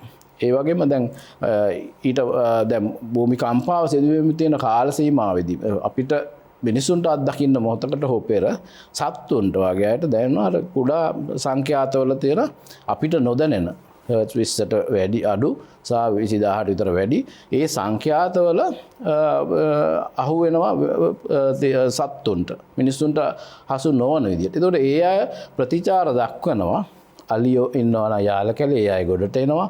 දැන් මේ ඒ අයට සිද්ධ මේ දැනෙනවා යම්කිසි වෙනසක් මේ පරිසරයේ සිද්ධ වෙනවා අභ්‍යන්තරයේ සිද්ධ වෙනවා. ඒ නිසා ඒ වගේ ස්වභාවික සිද්ධ වෙන කම්පන සංඛ්‍යාත වලට ප්‍රතිචාර දැක්වීමේ සංසිද්ධියත් අපිට මේ හිතන්න පුළුවන් මේක යම්කිසි පුරෝකතනයක් මේව නැත්තම් කලින් දෙන සංඥාවක් කියලා. එවැනි තත්ත්වයන් වෙනස් වෙන්න පුළුවන්. ඒ වගේම දැන් අපි කියන බොහොම හිමීට සිදුවන භූමිකම්පාවකදී අපිට ඔය නායාමකදී අපිට දකින්න පුළුවන් යම්කිසි විදිහකට අපි ලයිට් කණුවක් තියෙනවා මෙහෙම ලොකු බෑවුමක කාලානුරූපක මේක වෙනස් වෙමින් මෙහෙම ඇලවෙලා යනවා. ඒ වගේ අර එහෙම නිශ්චිතවම එක තැනක නොවුනත් පොළොව යම්කිසි මට්ටම් දෙකක් අතර එවැනි ඒක සූක්ෂම විදිහට අපි GPS තාක්ෂණ වලින් බැලුවොත් එහෙම එවැනි ස්ථානයක තියෙන ස්ථානීය වෙනස් වීම අපි කියනවා ඒ ලොකේෂන් එකේ තියෙන උස දිග උසේ තියෙන වෙනස්කම සාපේක්ෂව අපිට මනින්න පුළුවන් එහි යම්කිසි අඩු වැඩි වීමක් සිද්ධ වෙන්න පුළුවන්. ඒ වගේ දැන් දියුණු රටවල ජපානයේ වගේ මාත් ඉගෙන ගන්න කාලේ අපි දැක්කා ඒ GPS ලොකු නෙට්වර්ක් එකක් තියෙනවා. ඒ අපි කියන්නේ ස්ථානීය පිහිටුම් ලක්ෂයන් කොයි විදිහටද යම්කිසි මට්ටමකට නිරීක්ෂණය කරනවා කොයි විදිහට වෙනස් වෙන්නේ කියලා. ඒතකොට ඒ ජාලය ජපානයේ පුරාම තනින් තන ඉතාමත් ළඟින් පිහිටවල තියෙන එකේ වාසිය තමයි අත්‍තරම ප්‍රධාන භූතල 3කට මායිම් වෙලා තියෙන ජපානය වගේ රටක නිරන්තරයෙන් එදිනෙදා අත්විඳින ඒ භූමිකම්පාවල ස්වභාවය හොයාගන්න ඒ අය නොකරන දෙයක් නේ. ඒතර විවිධ තාක්ෂණික මාර්ග පාවිච්චි කරනවා. ඒතර ඔය කියන ලක්ෂණ පොළොවේ තියෙන යම් වෙනස් වීම කොහොමද වෙන්නේ? ඊටමත් සූක්ෂම මට්ටමින් සිද්ධ වෙන ඒ වෙනස්කම් ග්‍රහණය කරගන්න අර කියන ජාලය පාවිච්චි කරනවා. ඉතින් එවැනි ලක්ෂණ සහිත ඒ පූර්ව ලක්ෂණ පාවිච්චි කරලා ඒ අය පුළුවන් විදිහට හදා ගන්නවා රයිට් ටෝකියෝ වල අවුරුදු 20කදී ඊළඟ අවුරුදු 20දී මේවැනි භූමිකම්පාවක් වෙන්න පුළුවන් කියලා ඔය අපේ සමිත මහත්මයා කලින් පැහැදිලි කරා වගේ අර භූමිකම්පාවක් එන්න පුළුවන් අවුරුදු ගානකට ඒක අපි චක්‍රීය ස්වභාවයක් තියෙනවා අවුරුදු 400කට 475කට එවැනි චක්‍රීය ස්වභාවයකින් නැවත ඒක එන්න පුළුවන් කියලා හිතලා එවැනි ගණනය කිරීම සංඛ්‍යාමිතිකව සංඛ්‍යාන විද්‍යානුකූලව හිතලා යම්කිසි ග්‍රහණයකට ගන්න. එවැනි දේවල් වලට පවා මේවා ඔය කියලා ලක්ෂණ පාවිච්චි කරනවා. ඉතින් ඒ වගේ ලෝකේ භාවිතා වෙන ඔය සුළු භූමිකම්පාවලට පෙර ආතුව වෙන ඔය ප්‍රශ්නේ තිබ්බේ ඒ කාරණේ පෙර ආතුව අපි දකින දේවල් සියල්ල කැටි කරගෙන අපි යොදා ගන්නවා ඉදිරියේදී මේ විය හැකි මෙවැනි සම්භාවිතකින් සිදුවිය හැකි ඒ කාර්යයට ප්‍රවේශ වෙන්න ඉතාමත් හොඳ දෙයක් තමයි අත්‍තරම භූමිකම්පාවල තියෙන පූර්ව ලක්ෂණ හඳුනා ගැනීම සහ ඒ නිරන්තරයෙන් අධ්‍යයනය කරමින් ඉදිරියට ඒ සඳහා ගත හැකි වෙනත් ක්‍රියාමාර්ග වලට යන්න පුළුවන් විදිහ අදහසකට එන්න පුළුවන් ඒ වැනි අධ්‍යයනයකින්. ඔබතුමා හිටියේ මේ කාලයක් තිස්සේ නිරන්තරයෙන් භූකම්පනවලට මුහුණ දෙන මිනිසුන් ඉන්න රටක ජපානයේ. ජපාන් ජාතිකයින් කොහොමද භූකම්පනයක් සිදුවෙන බව දැනගත්තට පස්සේ ඒ සඳහා සූදානම් වෙන්නේ, හානිය අවම කරගන්න මොනවද වුන් කරන්නේ? වුන් කොහොමද භූකම්පනයක් වෙනුවෙන් අදාළ පරිසරය සකස් කරගෙන කළමනාකරණය කරගන්නේ? මම මේකට මම මේක කොටස් දෙකකට කතා කරන්න කැමතියි. එකක් තමයි අපි දන්නවා ගොඩ නැගිලි කියන එක. මම ඒක පොඩ්ඩක් පැත්තකින් තියන්න ඉස්සෙල්ලා. මම කැමති ඇත්තටම මිනිස්සුන්ගේ චර්යා රටාව සහ ඒගොල්ලෝ කොහොමද මේකට සූදානම් වෙන විදිය ඉස්සෙල්ලා කියන්නේ. දැන් අපි දන්නවා භූමිකම්පා වලට ඒගොල්ලෝ හොඳ ගොඩ නැගිලි ඉදි කරනවා. ඒ ගැන පරීක්ෂණ තියෙනවා. ඊට අමතරව ඒගොල්ලන් ඒ රටේ මම අර කලින් කියපු විදිහට අධ්‍යාපන ක්‍රමේ ලොකු වෙනසක් තියෙනවා. ඒගොල්ලන්ට අපේ රටේ වගේ කොහොමද ආපදා කළමනාකරණය කියන එක ඉතාම වැදගත් මාතෘකාවක් ඒ රටවල. දැන් අපි බැලුවාම අපේ ගෙදර තියෙනවා වෙනමම බෑග් එකක් හදලා. දැන් මේ බෑග් එකේ මගේ බිරිඳගේ මගේ අවශ්‍ය බඩු සහ අත්‍යවශ්‍ය දේවල් අපේ අවශ්‍ය එතකොට අපිට අත්‍යවශ්‍ය මොනවා හරි අපේ මෙඩිසින්ස් මොනවා හරි තියෙනවා නම් සහ අපිට අත්‍යවශ්‍යම දේවල් ටෝච් එකක් දැන් මොකද දැන් භූමිකම්පාවක් කියන එක දවල්ට එනවද රැට එනවද කියලා අපි දන්නේ නැහැ. දැන් ඒක නිසා අපි දැන් ඉස්සෙල්ලාම මේකට සූදානම් වෙන්නේ අපි අවශ්‍ය හැමදේම අපි ළඟ තියාගන්නවා. එතකොට අපි ළඟ මේ බෑග් එක තියෙනවා. ඊළඟට අපි ළඟ තියෙනවා කාඩ් එකක්. දැන් මේ කාඩ් එකේ තියෙනවා අපි ගැන නම විස්තර අපිට ආදිස්සියක් වුණොත් කාටද කතා කරන්න ඕනේ. දැන් මම කියන්න මේක කොහොමද දැන් ආයතනයක හරි දැන් වැඩ කරන ස්ථානයක කොහොමද මේක පාවිච්චි කරන්නේ. දැන් එතනට ගියාම දැන් අපි මේවා කරලා නිකන් ඉන්නේ. එතකොට මාස 3කට පාරක් අවුරුද්දකට පාරක් අපි මේකට සූදානම් වෙනවා. කොහොමද සූදානම් වෙන්නේ? භූමිකම්පාවක් කියලා හිතලා දැන් මේ අපේ රටේ වගේ දැන් ගත්තොත් එහෙම එක ගොඩ නැගිල්ලක් ගත්තොත් එහෙම මේකේ පුද්ගලයන් 1000ක් ඉන්නවා. දැන් ආපදාවකදී කොහොමද අපි මේකට සූදානම් වෙන්නේ? ඒක අපි වෙන විදි කීපයක් තියෙනවා. එතකොට පළවෙනි එක තමයි අපි මේකට පෙර සූදානම. අවුරුද්දකට පාරක් අපි හිතන්න දැන් භූමිකම්පාවක් නොවුනත් අපි ලොකු බෙල් එකක් වගේ හදලා ඒක රින් කරනවා. එතකොට මොකද වෙන්නේ? හැමෝම අපි සූදානම් කරලා තියෙනවා එකතු වෙන්න තැන්. ඒ තැන් වලට එකතු වෙනවා. හැබැයි ඒකට එකතු වෙන්න අපිට දීලා තියෙනවා වෙලාවක්. දැන් මම ඉන්න මගේ පුටුවේ ඉඳන් ඊළඟ එළියේ මට මං යන්න ඕන තැන මං දන්නවා කලින්ම. මං දන්නවා මං ඒ කියන තැනට තමයි භූමිකම්පාවක් ආවොත් අද යන්න ඕනේ කියලා. දැන් ඒ වගේ සැලසුමක් තියෙනවා. ඉතින් එතනට මම යන්න ඕනේ විනාඩි 5ක් හරි 3ක් හරි ඇතුළත. එතකොට මම මගේ ගොඩනැගිල්ලෙන් එතකොට අපි පාවිච්චි කරන්නේ විදුලි සෝපාන පාවිච්චි කරන්නේ නැහැ. එතකොට අපි පාවිච්චි කරන්නේ පිය ගැටපෙළ තමයි පාවිච්චි කරන්නේ. අපි ඕක දිගේ බහැලා දුවලා. එතකොට ඒතන ගොඩාක් ප්‍රශ්න තියෙනවා. එතකොට අපිත් එක්ක තව කීප මම විතරක් නෙමෙයි ඉන්නේ. එතකොට එතන ඉන්නවා තව විශාල සෙනගක්. අපි ඔක්කොම ඔය ප්‍රශ්නයක් නැතුව මේ තැනට එකතු වෙනවා. එකතු වුණා ඒක අපි සාමාන්‍යයෙන් හැම අවුරුද්දකට පාරක් වගේ කරනවා. ඒ වගේ සූදානම. ඒතර මම අර කිව්වා කාඩ් එකක් තියෙනවා කියලා මගේ ළඟ. ඒ කාඩ් එක මම ගිහිල්ලා එතන ඉන්නවා ඒක එකතු කරන්න පුද්ගලෙක්. එයා ළඟ තියෙනවා ඒක තමයි සූදානම කියන්නේ. එයා ළඟ තියෙනවා මෙතනට එන්න ඕන කට්ටියගේ නම් ලිස්ට් එක. එතකොට මේ නාම ලේඛනය අරගෙන බලනවා කවුද ආවේ නැති. ඒතර මොකක් හරි යම් කෙනෙකුට මොකක් හරි විපතක් වුණොත් එතකොට අපි දන්නවා වහාම මොනවද කළ යුත්තේ කවුද නැත්තේ. ඒක තමයි ඒගොල්ලන්ගේ පළවෙනි එක සූදානම. එතකොට සූදානම ගත්තොත් එහෙම මේ ගොඩනැගිලි වල වැඩ කරන තැන්වල සූදානම තියෙනවා. ඊළඟට අපේ රටේ වගේ නෙමෙයි. මේ රටේ ඇත්තටම පාවිච්චි කරන්නේ දුම්රිය. අපි හැමදාම දුම්රිය පාවිච්චි කරන්නේ. අපි කොච්චර තිබ්බත් අපි වාහන පාවිච්චි කරේ නැහැ. අපිට අවශ්‍යතාවයකුත් තිබ්බේ නැහැ. එතකොට අපි දැන් මේ දුම්රිය ස්ථානවල උනත් ආපදාවක් වුණාම ඒගොල්ලන්ගේ තියෙනවා මේ ස්ටෑන්ඩඩ් ප්‍රොටෝකෝල් කියලා. ඒක තමයි මේක වෙන්න ඕන විදිය. දැන් දුම්රියක් වුණත් භූකම්පනයක් ආවම අපි දන්නවා දුම්රිය විදුලි දුම්රිය තියෙන්නේ. එතකොට මේක එකපාරට නතර කරනවා. එතකොට අපි දන්නවා ඊට පස්සේ අපිට කියනවා. එතකොට අපි දැනුවත් කරනවා. දැන් මෙන්න මෙහිම earthquake එකක් වෙලා තියෙනවා භූකම්පනයක්. ඒක නිසා දුම්රිය ගමනේ විනාඩියකට නතර කරනවා. හැබැයි එහෙත් ඊට වැඩිය මිනිස්සුන්ට මේක දැනුවත් මම කියවා දැනුවත් කිරීම තමයි ඊටම වැදගත්. අපි සූදානම වුණ නැත්නම් අපි හැම තැනදීම අපි ෆේල් වෙනවා. දැන් අපි ළඟ තියෙන හැමෝගේ ළඟම දුරකථන තියෙනවා. මේ දුරකථනයේට එතකොට දැන් අපි හිතන්න අපේ රටේ එක සේවා සපයන ආයතන තියෙනවා. මම නම් කියන්න යන්නේ. ඒතකොට ඒ වගේ ඒ රටෙත් සේවා සපයන ආයතන තියෙනවා. එතකොට ඒගොල්ලෝ වගකීම අරගෙන භූකම්පනයක් වුණාම මේක ජංගම දුරකථන භාවිතා කරන්න දැනුවත් කරනවා. ඒක එතකොට ඒක මොබයිල් ෆෝන් එක ඇලර්ට් එකක් එනවා. ඒක සාමාන්‍යයෙන් අපේ එලාම් එකක් වදිනවා වගේ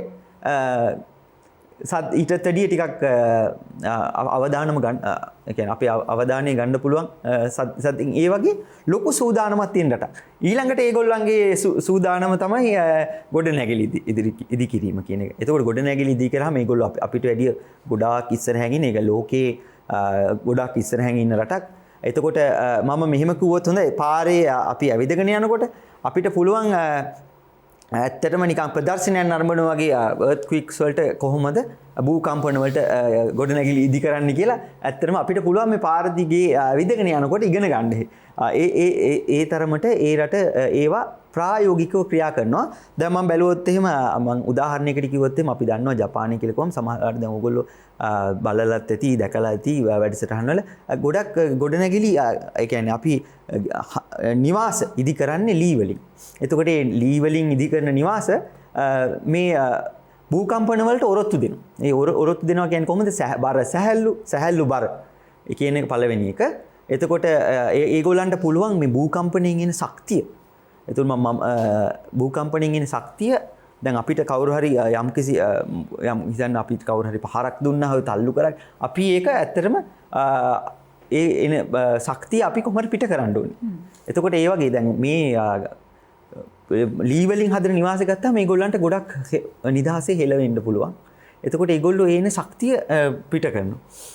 ඒකට කියනවා එනර්ජි ඩිසිපේෂන් කරනවා කියලා. එතකොට අපි ඒක ඒ වගේ. එතකොට බර අඩුයි සැහැල්ලුයි. මොකද දැන් ඒක ප්‍රධානම දෙයක් තමයි earthquake එකකින් වෙන්න පුළුවන් මේ ගොඩනැගිල්ලට වෙන්න පුළුවන් හානි අවම කරගන්න බර අඩු කරන. ඒ වගේ තව ලෝකේ තියෙන උසම ගොඩනැගිලි තියෙන්නේ මේ ජපානයේ. එතකොට ඒගොල්ලෝ ඒවට ලෝකයේ තියෙන ඉහළම තාක්ෂණය පාවිච්චි කරනවා. ඒවට ඒ රටේ ඇත්තටම රජය මැදිහත් වෙලා ආයතන මැදිහත් වෙලා ඒවට මුදල් සපයනවා. දැන් ඒ වගේ දැන් ජපානය ගත්තාම ගොඩාක් මේ සම්බන්ධයෙන් ඉස්සරහින් ඉන්න රටක්. හැබැයි මම ආයෙ පාරක් මගේ මේ කියන්න කැමති ඒගොල්ලන් අද වෙනකන් මම දන්න ඒගොල්ලෝ ගොඩාක් ඒගොල්ලන්ට අපේ රට වගේ නෙමෙයි නැති ප්‍රශ්නයක් නෑ. මම කිව්වොත් එහෙම නැති ප්‍රශ්නයක් නෑ. ඒගොල්ලන්ට ටොර්නාඩෝස් එනවා, ක්වික්ස් එනවා, ඔව් හැමදේම තියෙනවා. එතකොට ඒගොල්ලෝ මේ හැම දෙයකින්ම බේරිලා අද ලෝකයේ දියුණුම රටක් වෙලා තියෙන්නේ සූදානම් නිසා තමයි. ඔබේ විදේශගත අත්දැකීම් එක්ක තත්ත්වය මීට වඩා වෙනස්ද? ඇත්තටම දැන් මම හිටියේ ඉතාලියේ ආචාර්ය උපාධිකර විශ්වවිද්‍යාලයේ.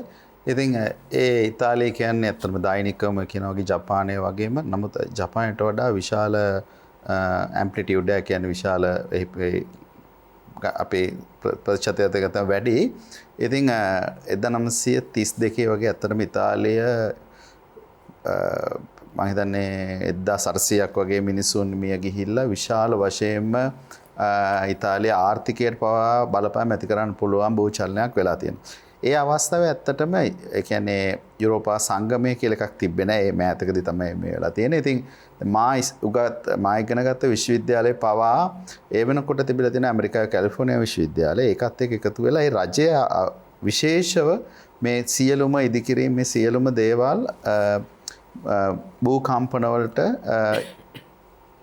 ඔරොත්තු දෙන විදියට ඉදි කරන්න මේව කළා තියෙනවා. ඉතින් මට මතකයි මම ඇත්තටම ආචාර්ය උපාධියේදී 2010 ගිහිල්ලා මට මතකයි අදටත් දෙසැම්බර් 1 වෙනිදා තමයි මම එතකොට ඉතාලියට ගොඩ බැස්සේ. මුළු ඉතාලියම හිමෙන් වැහිලා. ඉතින් යුනිවර්සිටි එකට ගියා වෙනවම අත්දැකීමක්. ගිහිල්ලා ඉන්නකොට එදා ඇත්තටම එදා රෑ මට තේරෙනවා සැලවීමක් තියනවා කියලා. ඉතින් මෙතෙක් කවදාවත් ජීවිතේ එහෙම අත්දැකීමක් නැහැ. මට මතක විදිහට හිටියේ මට අතන විශ්වවිද්‍යාලයේ එකමඩේෂන් එහෙම නැත්නම් නවාතැන් දීලා තිබුණේ.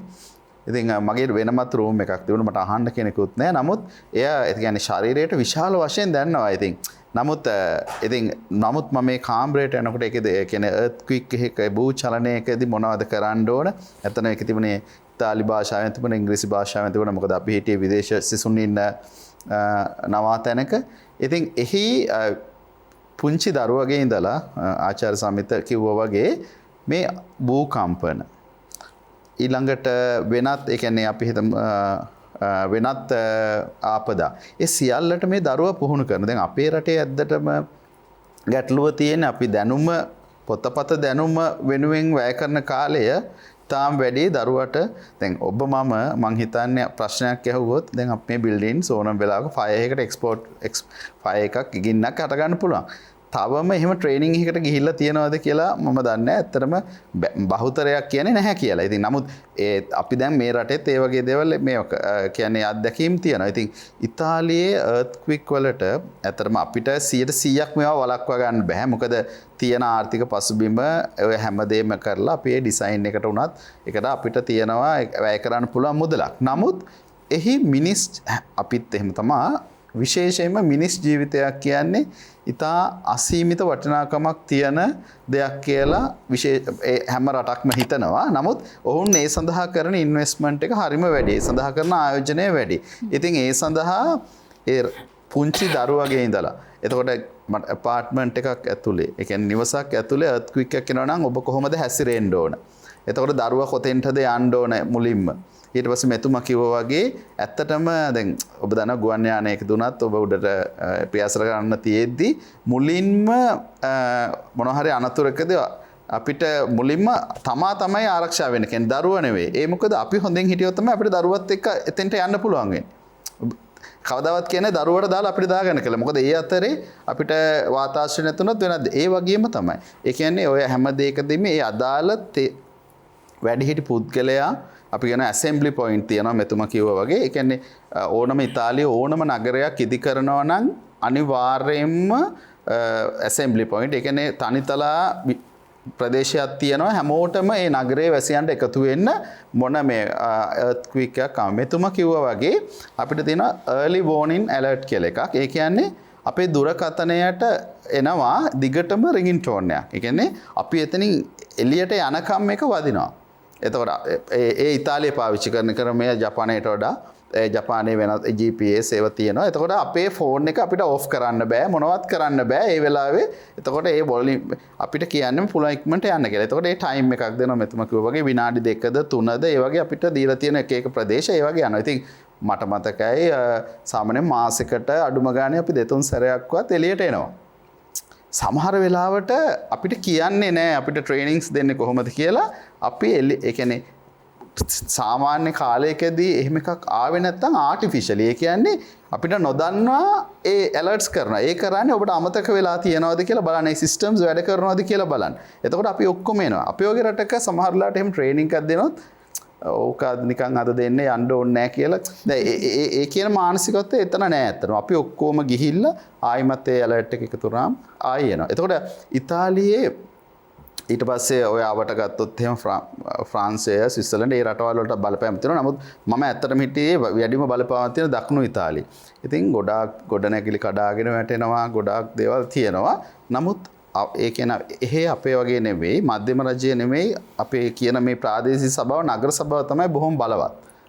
අපි කියන මුනිසිපැලිටි එක ඒ පොලිසියත් ඒ හැම එතන තියෙන. ඒතකොට ඒ සඳහා විශේෂ වූ පිරිසක් ඉන්නවා කියන්නේ බේරා ගැනීම සඳහා. ඒතකොට ඒක වෙනමම පුහුණුවක්, වෙනමම ට්‍රේනින්ග් එකක්.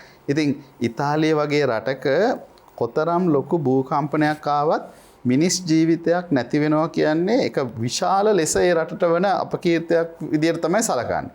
ඒ කියන්නේ මේ මෑතකදී වුණත් ඔබට අතරම මේ මෑතකදී තයක් වුණා මීට අවුරුදු දෙකමාරකට විතර කලින් ඒකදී නම් මමට මතක විදිහට 4 දිනක් ජීවිතක්ෂයටපත් වුණා. නමුත් ඒ වගේ එකක් අපේ රටට આવොත් අද කොහොමද තියෙන්නේ? අපේ රටේ ආර්ථිකයේද මොකද්ද වෙන්නේ? ඉතින් මේ දේවල් කැටි කරගෙන ඒ කියන්නේ රටක් විදියට අපි ඒ ආයෝජනය කළ යුතුමයි. පුංචි දරුවාගේ ඉඳලා මේ අධ්‍යාපනය දෙන්න ඕනේ. මේ අපි භූකම්පනයකදී කොහොමද හැසිරෙන්නේ? අපි සුනාමියකදී කොහොමද හැසිරෙන්නේ? අපි වෙනත් ගම් වතුරකදී ආපදාවකදී කොහොමද හැසිරෙන්නේ? සමහරවිට අපි බොහොම සරල දෙයක්. අපි ගෙදරක මේක අත්කුක්කට සම්බන්ධ නොවනත් මම උදාහරණයක් විදියට ගන්නේ පුහුණුවේ තියෙන වැදගත්කම. අපි හුලං පුරවන්න පුළුවන් ටයර් එකක් ගෙදර තිබ්බනම් සමහරවිට මේ ගම් වතුරෙන් නැති වෙන්න පුළුවන් ජීවිත සෑහෙන ගාණක් අපිට බේර ගන්න පුළුවන්. ඉතින් ඒ වගේම තමයි අත්කුවිත් එකත්. හරියට මෙතුමා කිව්වා වගේ අපිට ඒ අවශ්‍ය තැනට යන විනාඩි දෙකකින් පුහුණුව දීලා තියෙනවනේ. අපි දැනට මේ ගොඩනැගිල්ලකට එනවා නම් ඇත්තට මෙතෙන්ට එන්න කලින් ඒගොල්ලෝ පොඩි මේ වගේ ප්‍රෝග්‍රෑම් එකකට අපි ගියා නම් අපිට කියනවා මෙතනින් තමයි එළියට යන්නේ. ප්‍රෝග්‍රෑම් එක පටන් ගන්න කලින් මුලින්ම කියන්නේ භූකම්පනයකදී දැන් ඔබ සියලු දෙනා මේ ගේට්ටුවෙන් එළියට යන්න ඕන මෙතෙන්ට එක්ස්ට්‍රැක්ට් වෙන්න ඕන එහෙම කියලා. ඒතකොට ඒක තමයි ඔවුන්ගේ තියෙන ප්‍රී ප්‍රිපරේෂන් එක. ඉතින් විශේෂයෙන්ම අපේ වගේ රටක් දියුණු වෙමින් පවතින රටක් ආර්ථිකයේ වශයෙන් අවදානමක් ගන්න හොඳ නැහැ. මෙතුමා කිව්වා වගේ අර ඇත්තටම අර්ත්ක්වික් එක මිනිස්සු මරන්නේ හරියට සැලසුම් කරපු නැති ගොඩනැගිලි තමයි වෙන්නේ. අනිත් එක තමයි ගොඩනැගිල්ලකට අර්ත්ක්වික් එක තමයි එකම ලෝඩ් එක පාදමට ඇවිල්ලා ගොඩනැගිල්ල උඩට යන්න පුළුවන්. අනිත් ඕනම ගොඩක් ලෝඩ්ස් උඩ ඉඳන් පල්ලෙහාට එන්නේ. ඉතින් මේක අපිට පෙර සැලසුම් කරලා අපි රටක් විදියට ඉතාම අඩු පිරිවැයකින් මේ අවශ්‍ය සැපරීම කරන්න පුළුවන්. ඉතින් ඔබතුමිය ඇහුවොත් එහෙම දියුණු රටවල් ජපානය මෙතුමා කිව්වා වගේ ඉතාලිය වෙනත් රටවල් කොහොමද මේ අභියෝගය ජයගෙන තියෙන්නේ කියලා ඇත්තටම රජයක් විදියට පොඩි දරුවාගේ සිට කියන්නේ සියලු පුරවැසියන් මේ සඳහා දායක වෙනවා. ඔවුන් ඒ අදාළ පුහුණුව ලබාගෙන තියෙනවා. රජයක් විදියට මිනිස් ජීවිතේ වටිනාකම අවබෝධ කරගෙන තියෙනවා. ඉතින් පොඩ්ඩක් ඉංජිනේරින් වැලුව එක ඇඩ් කරනවා නම් අර කතා කරා ගොඩනැගිලි සම්බන්ධව අපිට මේ ලොකු වියදමක් කරන්න ඕනේ නැහැ. අපි ඉංග්‍රීසි කියනවා earthquake resistance building කියලා. ඒ කියන්නේ භූකම්පනයකට දරාගත හැකි ගොඩනැගිල්ලක් හදන්න ගොඩාක් ලොකු වියදමක් කරන්න ඕනේ නැහැ. ඒ කියන්නේ අලුතෙන් එක් කරන්න ඕන මුදල තාම අඩුයි. හැබැයි ප්‍රශ්නය තියෙන්නේ අපි එතෙන්ට යන්න ලෑස්තිද කියලා. අනික තමයි ඊළඟ ප්‍රශ්නය ගොඩක් අහන්න පුළුවන් ලොකු ගොඩනැගිල්ලකටද earthquake එක බලපාන්නේ පොඩි ගොඩනැගිල්ලකද කියලා. ඒ කියන්නේ තට්ටු දෙක එකකට earthquake එක බලපානවද ලොකු ගොඩනැගිල්ල තට්ටු 100 ගොඩනැගිල්ලකටද earthquake එක. ඔය වගේ ප්‍රශ්නේ මිනිස්සුන්ට තියෙන අයියෝ අපි ඕක ගණන් ගන්න ඕනේ. ඇත්තටම දැන් ඔක ඇනලයිසිස් එහෙම කරලා තියෙනවා. අපි කියන්නේ මධ්‍යපා. ඒ කියන්නේ තට්ටු 30ට වඩා අඩු ගොඩනැගිල්ලකට භූකම්පනයකින් කරන්න පුළුවන් බලපෑම කොහොම වැඩි. එතනින් එහාටත් භූකම්පනයකින් කරන්න පුළුවන් බලපෑම වැඩි. නමුත් ඊට පස්සේ අපි වින්ඩ් එක එහෙම නැත්නම් සුළඟ මගින් ඇති කරන බලපෑම ඊට වැඩිය වැඩි. ඒක තමයි අපි හයිර ඒ කියන්නේ උස් ගොඩනැගිල්ලක් ඉදිකිරීමේදී කරන්නේ. එතකොට අපි මේ සෑම ගොඩනැගිල්ලක්ම අවම වශයෙන් අපි කියන ඉංජිනේරු විද්‍යාව අනුව කියන්නේ රේන්ජස් 3ක් තියෙනවා. අවම ඊට පස්සේ මධ්‍යම සහ ඉහළ කියලා මිනිමම් ලෝ ඇන් හයි කියලා. එතකොට මේ එක අපිට පුළුවන් මේ අවම වශයෙන් මධ්‍යම රේන්ජ් එකට ඒ කියන්නේ ඒ පරාසයටවත් අපේ මේ සියලු ගොඩනැගිලි ඉදි කරන්න. ඉතින් දැන් අපි ඉංජිනේරු ආයතනයේ විදියටත් අපි කියනවා යුරෝ කෝඩ්ස් ඒ වගේ ඒ කියන්නේ අපිට සම්මත අපේ රටට හඳුන්වාගෙන තියෙන්නේ. එමගින් පුළුවන් ඇත්තටම මේ නියාමනය කරලා රටක් විදියට මේ හැම බිල්ඩින් එකක්ම සර්ටිෆයි කරන්න භූ කම්පනවලට අපි කියනවා ඔරොත්තු දෙන ගොඩනැගිල්ලක් විදියට කරන්න පුළුවන් කියලා. ඉතින් විදේශ රටවල් වල කිව්වා වගේ ඒක දෛනික ජීවිතේ කොටසක්. ඇත්තටම මේ ආපදා කියන එක. ඉතින් අපි ඒක හොඳට මාත්‍රිකින්ද විදේශ අධ්‍යාපනයේ ඉන්නකොට ට්‍රේන් එක ගිහිල්ලා එක සැරේම නවතිනවා. සමහරවල් අපිට කියන හෙට ඉඳන් දවස් 15ක් එන්න එපා යුනිවර්සිටි එකට ස්නෝ කරනවා. ඉතින් ඒ කියන සිස්ටම්ස් අපිටත් වහිනවනේ මොන්සූන්. අපිටත් ගම් වතුර එනවා. නමුත් අපිට ඇලර්ට් එකක් ඇවිල්ලා තියෙනවද? අපිට එන ඇලර්ට් එක තමයි 5 දෙනෙක් මැරුණා. මෙතන වාන් දොරටු අරිනවා. හැබැයි ඇයි අපි රටක් විදියට මේව ඇනලයිස් කරලා අපිට මේ ඔක්කොම දත්ත තියෙන හින්දා අර ප්‍රී ඩිටර්මයින් වෝර්නින් සිස්ටම් එකක්. ඒ කියන්නේ මුලින්ම අපිට පුළුවන් ඔන්න මේ ප්‍රදේශයේ කට්ටිය මේ මොන්සූන් එකේ අගෝස්තුරන් ඇතරම වියලිපි ආරප අපි තුමු සැප්තැම්බර් වල මේ අවුරුද්දේ ඉතා තද වර්ෂාපතනයක් බලාපොරොත්තු වෙනවා. ඒක ඇත්තටම කියන්නේ ගොඩනැගිල්ලකට විතරක් නෙමෙයි අනිත් ඕනම ජන ජීවිතේ ඕනම දෙයක් මේව කියන්නේ ප්ලෑන් කරන්න පුළුවන් සැලසුම් කරන්න පුළුවන් දෙයක්. ඉතින් ඔහුන්ට ඒක ඉතා විධිමත්ව තියෙනවා විනයක් ඇතුව. මිනිස්සු ඒකට ඉතා හොඳින් අනුගත වෙලා තියෙන. ප්‍රශ්නේ තියෙන අපිට ඇත්තටම අපි ගොඩක් පසුපසින් ඉන්නවා ඒ දේවල් කරන්න. ඒ දේවල් කරත් අපේ සංස්කෘතිය ඒකට අනුගත වෙන්න තියෙන අකමැත්තක් තියෙනවා. අපි ඉන්නේ ඩේලි රූටින්. ඒ කියන්නේ අපි අපේ ජීවිතය වෙනස් කරගන්න අපේ ඩේලි රූටින්. ඒ කියන්නේ දෛනිකව අපි කරන දේ වෙනස් කරගන්න කැමති නැහැ. ඉතින් අද මාතෘකාවට අනුව වුණත් අපිට කරන්න තියෙන ඇත්තටම දැන් මේක සමාජයේ ඉහළ කතිකාවට අරන් ගිහිල්ලා පාසල් අධ්‍යාපන විශ්වවිද්‍යාල අධ්‍යාපන එතනින් හට ඉංජිනේරුවෝ අපි මේ ඔක්කොම එකතු වෙලා මේ සමාජයේ මේ සඳහා මූලික පියවරක් ගත යුතුයි කියන තැන මගේ ස්ථාවරය. හොඳයි අපි සූදානම් විරාමයක් ලබා ගන්න. කාලාත්‍රේ කතා බහ තුලින් විරාමයෙන් අනතුරු අපි නැවතත් මේ ගැන කතා කරමු.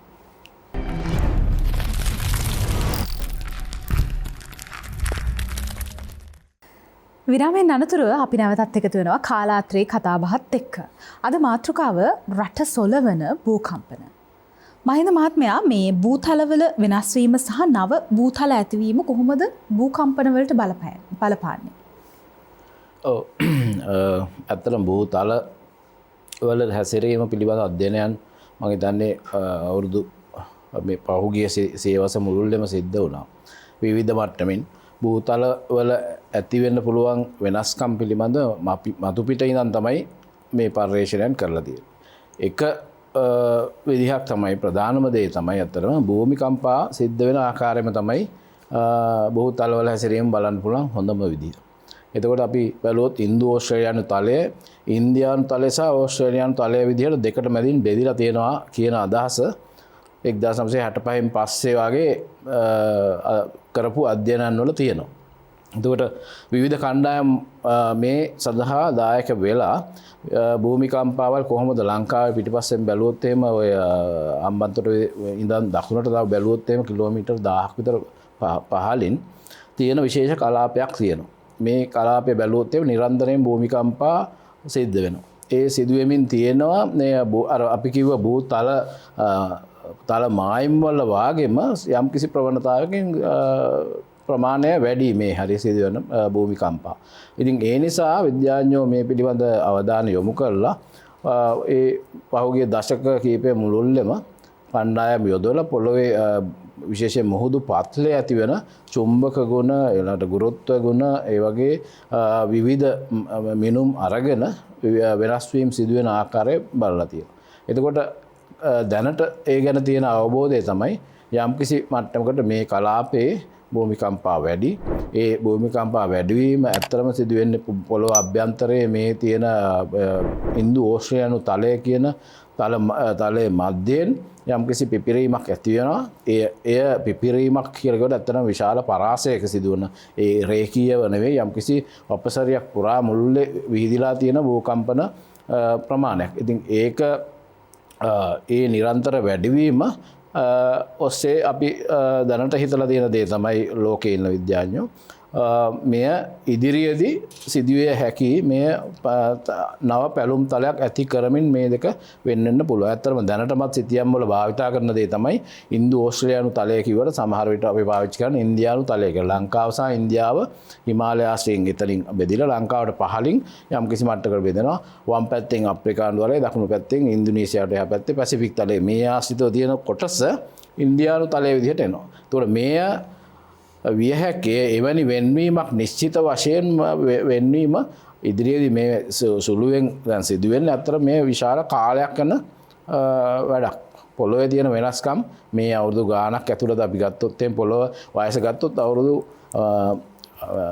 බිලියන 4.5ක් වයසයි. ඒතකොට දැන් මේ විදිහට පොළොවේ විකාශය වෙලා අපි දැන් ඉන්න තත්ත්වයට මේ විදිහට හිටියට ඉන්දියාව, ලංකාව, මැඩගස්කරය, ඇන්ටාර්ටිකාව අපි මේ ඔක්කොම ඇන්ටාර්ටිකාව දැන් තියෙන ප්‍රදේශය තමයි අපි වෙනකොට අවුරුදු මිලියන 130කට කලින් හිටියේ. අවුරුදු මිලියන 130කට කලින්.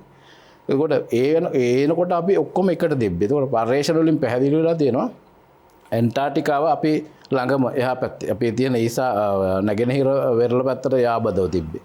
ඒතකොට අපේ බටහිර වෙරළ පැත්තේ ඉන්දියාව තිබ්බා, මැඩගස්කරය තිබ්බා. මේ ඔක්කොම රටවල් ඔක්කොම එකට තිබ්බේ. පොළොවේ යම් කිසි පිපිරීමක් නිසා මේ ඔක්කොම ඉදිරියට ඇදිලා අපි දැන් ඉන්න ස්ථානයේ ඉන්නවා. ඉන්දියාව ලංකාව හැබැයි නිරන්තරයෙන්ම එකටම තිබ්බා ඒ කාලේ නම්. ඒතකොට මේ සිතියම් වලින් දැනට පැහැදිලි වෙනවා විවිධ පර්යේෂණ වලින් මේ විදිහේ දේවල් වෙන්න කාලානුරූපව යනකොට සිද්ධ වෙනවා. හැබැයි විශාල කාලයක් ගත වෙනවා. ඒතකොට බහපු විදිහේ භූතලවල තියෙන වෙනස්කම් වෙන්නෙත් භූතල වල වෙනස්කම් නිසා භූමිකම්පා ඇති වෙනවා වගේ භූමිකම්පා නිසා අපිට හිතා ගන්න පුළුවන් එවැනි භූතල වල යම්කිසි වෙනස්කම් තියෙනවා කියලා. ඒ නිසා ඒ දත්ත ඉතාමත් වැදගත්. ඒතකොට පර්යේෂණ වලින් පේන විදිහට තවත් අවුරුදු මේ ළඟකදී එහෙම නැත්නම් මේ අවුරුදු 20කද 30කද 100කදී වාගේ වෙන දෙයක් වෙන්න බෑ මේක.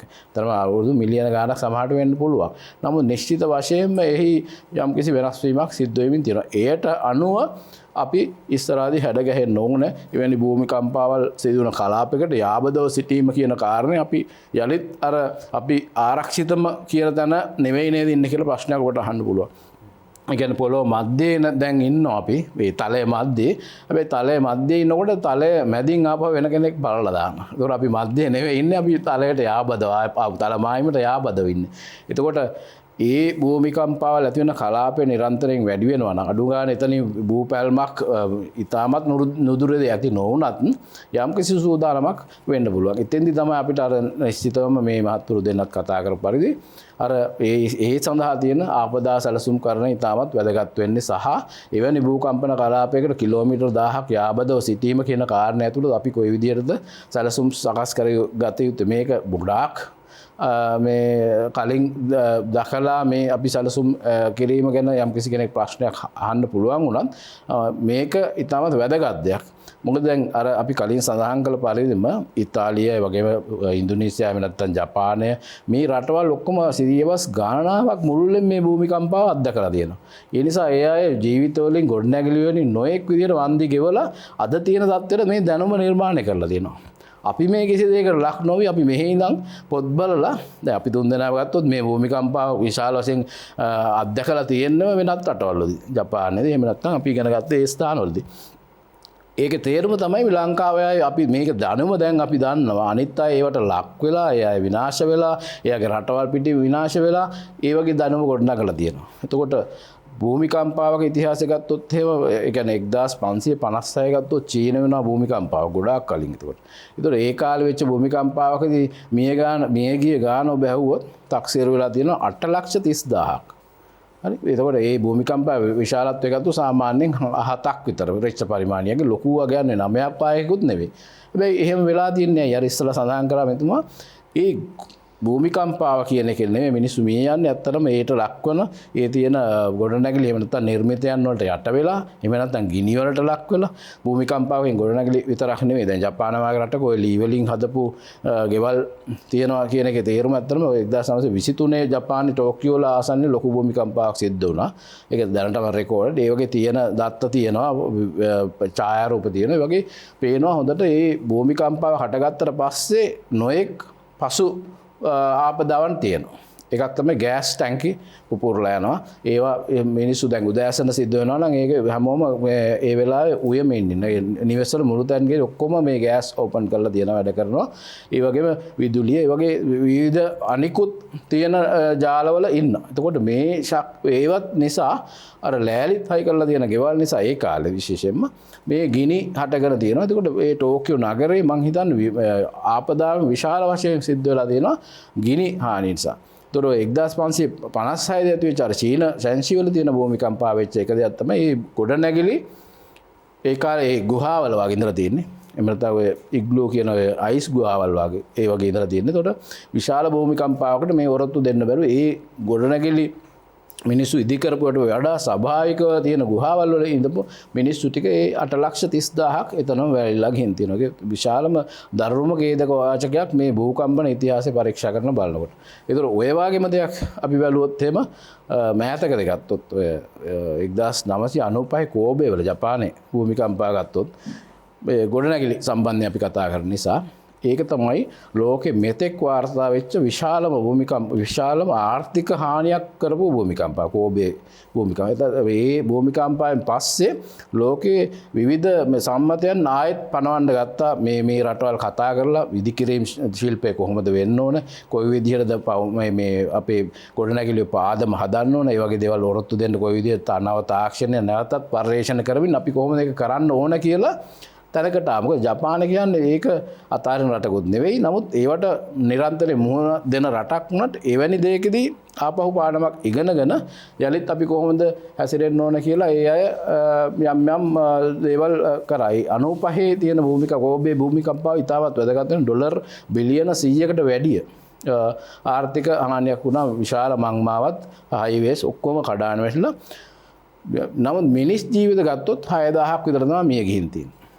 ඒක තමයි වෙනස. එතකොට ඒතන තියෙන වෙනස තමයි අර ආපදා කළමනාකරණ නිසා මිනිස්සු භූමිකම්පාවකට යම් පෙර සූදානමක් තියෙන නිසා මිනිස් ජීවිත බේරුණා. නමුත් අර කියන විදිහේ ආපදාවකින් ගොඩනැගිලි වල තියෙන ආර්ථික තත්ත්වය විශාල වශයෙන් වෙනස් හානියක් සිද්ධ වුණා. ඉතින් මේවා නිසා ලෝකේ විවිධ විදිහට නිරන්තරයෙන්ම මේවට ලක් වෙමින් අත්දැකීම් ඇති කර ගනිමින් භූමිකම්පාවලට ඔරොත්තු දෙන තත්ත්වයක් ඇති කරගන්න ඉදිරියේදී කොහොමද තාක්ෂණිකව වැඩ කරන්න කියලා විවිධ උකහා ගැනීම කරමින් ඉස්සරහට යනවා. එතකොට අර නව භූතල ඇතිවීම සහ නව භූකම්පන වල ප්‍රවණතාවයන් හඳුනා ගැනීම වහපු පරිදි වැදගත් වන්නේ අපි වගේ මේ දේවල් අත්දැකීම් වශයෙන් ඉගෙන ගන්නේ නැතුව වෙනත් රටවල් අත්දැකීම් වශයෙන් වාසනාවට ඉගෙන ගනිමින් අපි ඉඳලා අපිට ඒ වාසනාවක් තියෙනවා.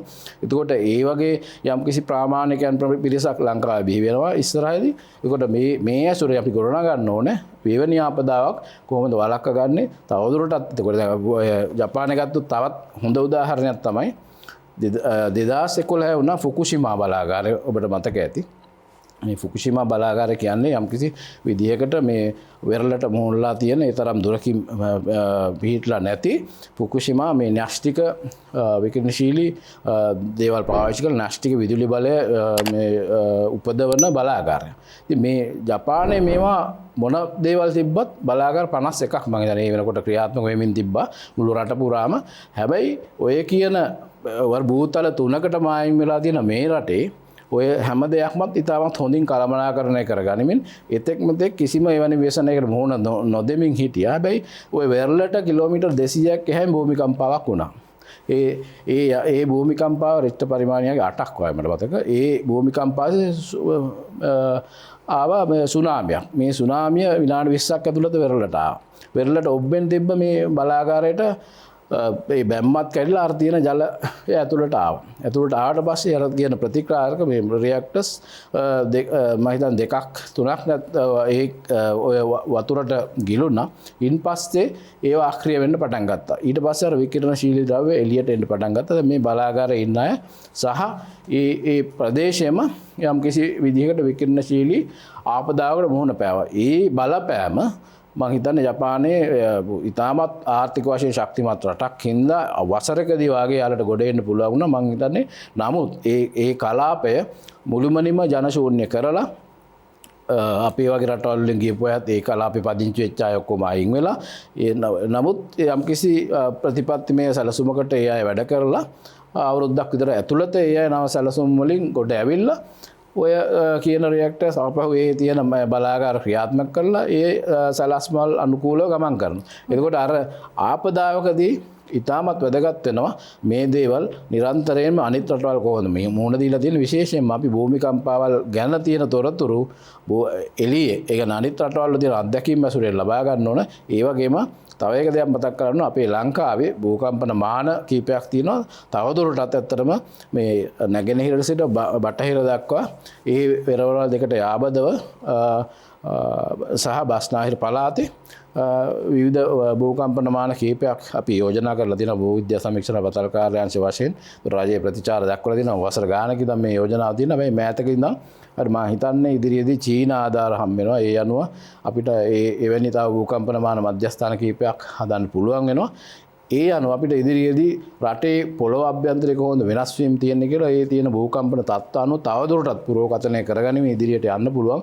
එයට ඉතාම ඉදිරියේදී අපි එතකොට ගොඩනැගිලි තාක්ෂණයට අනුකූල විය යුත්තේ කෙසේද ඊට අනුරූපව අපි කොහොමද මේ දැනුම යොදාගන්නේ මේ තියෙන දැනුම ඇසුරෙන් කොහොමද යලිත් ගොඩනැගිලි නිර්මාණය කරන්න ඕන කියන පාවිච්චි කරන්න අපිට මේ දේවලුත් ඉවහල් වෙයි කියන අදහස අපේ තියෙනවා.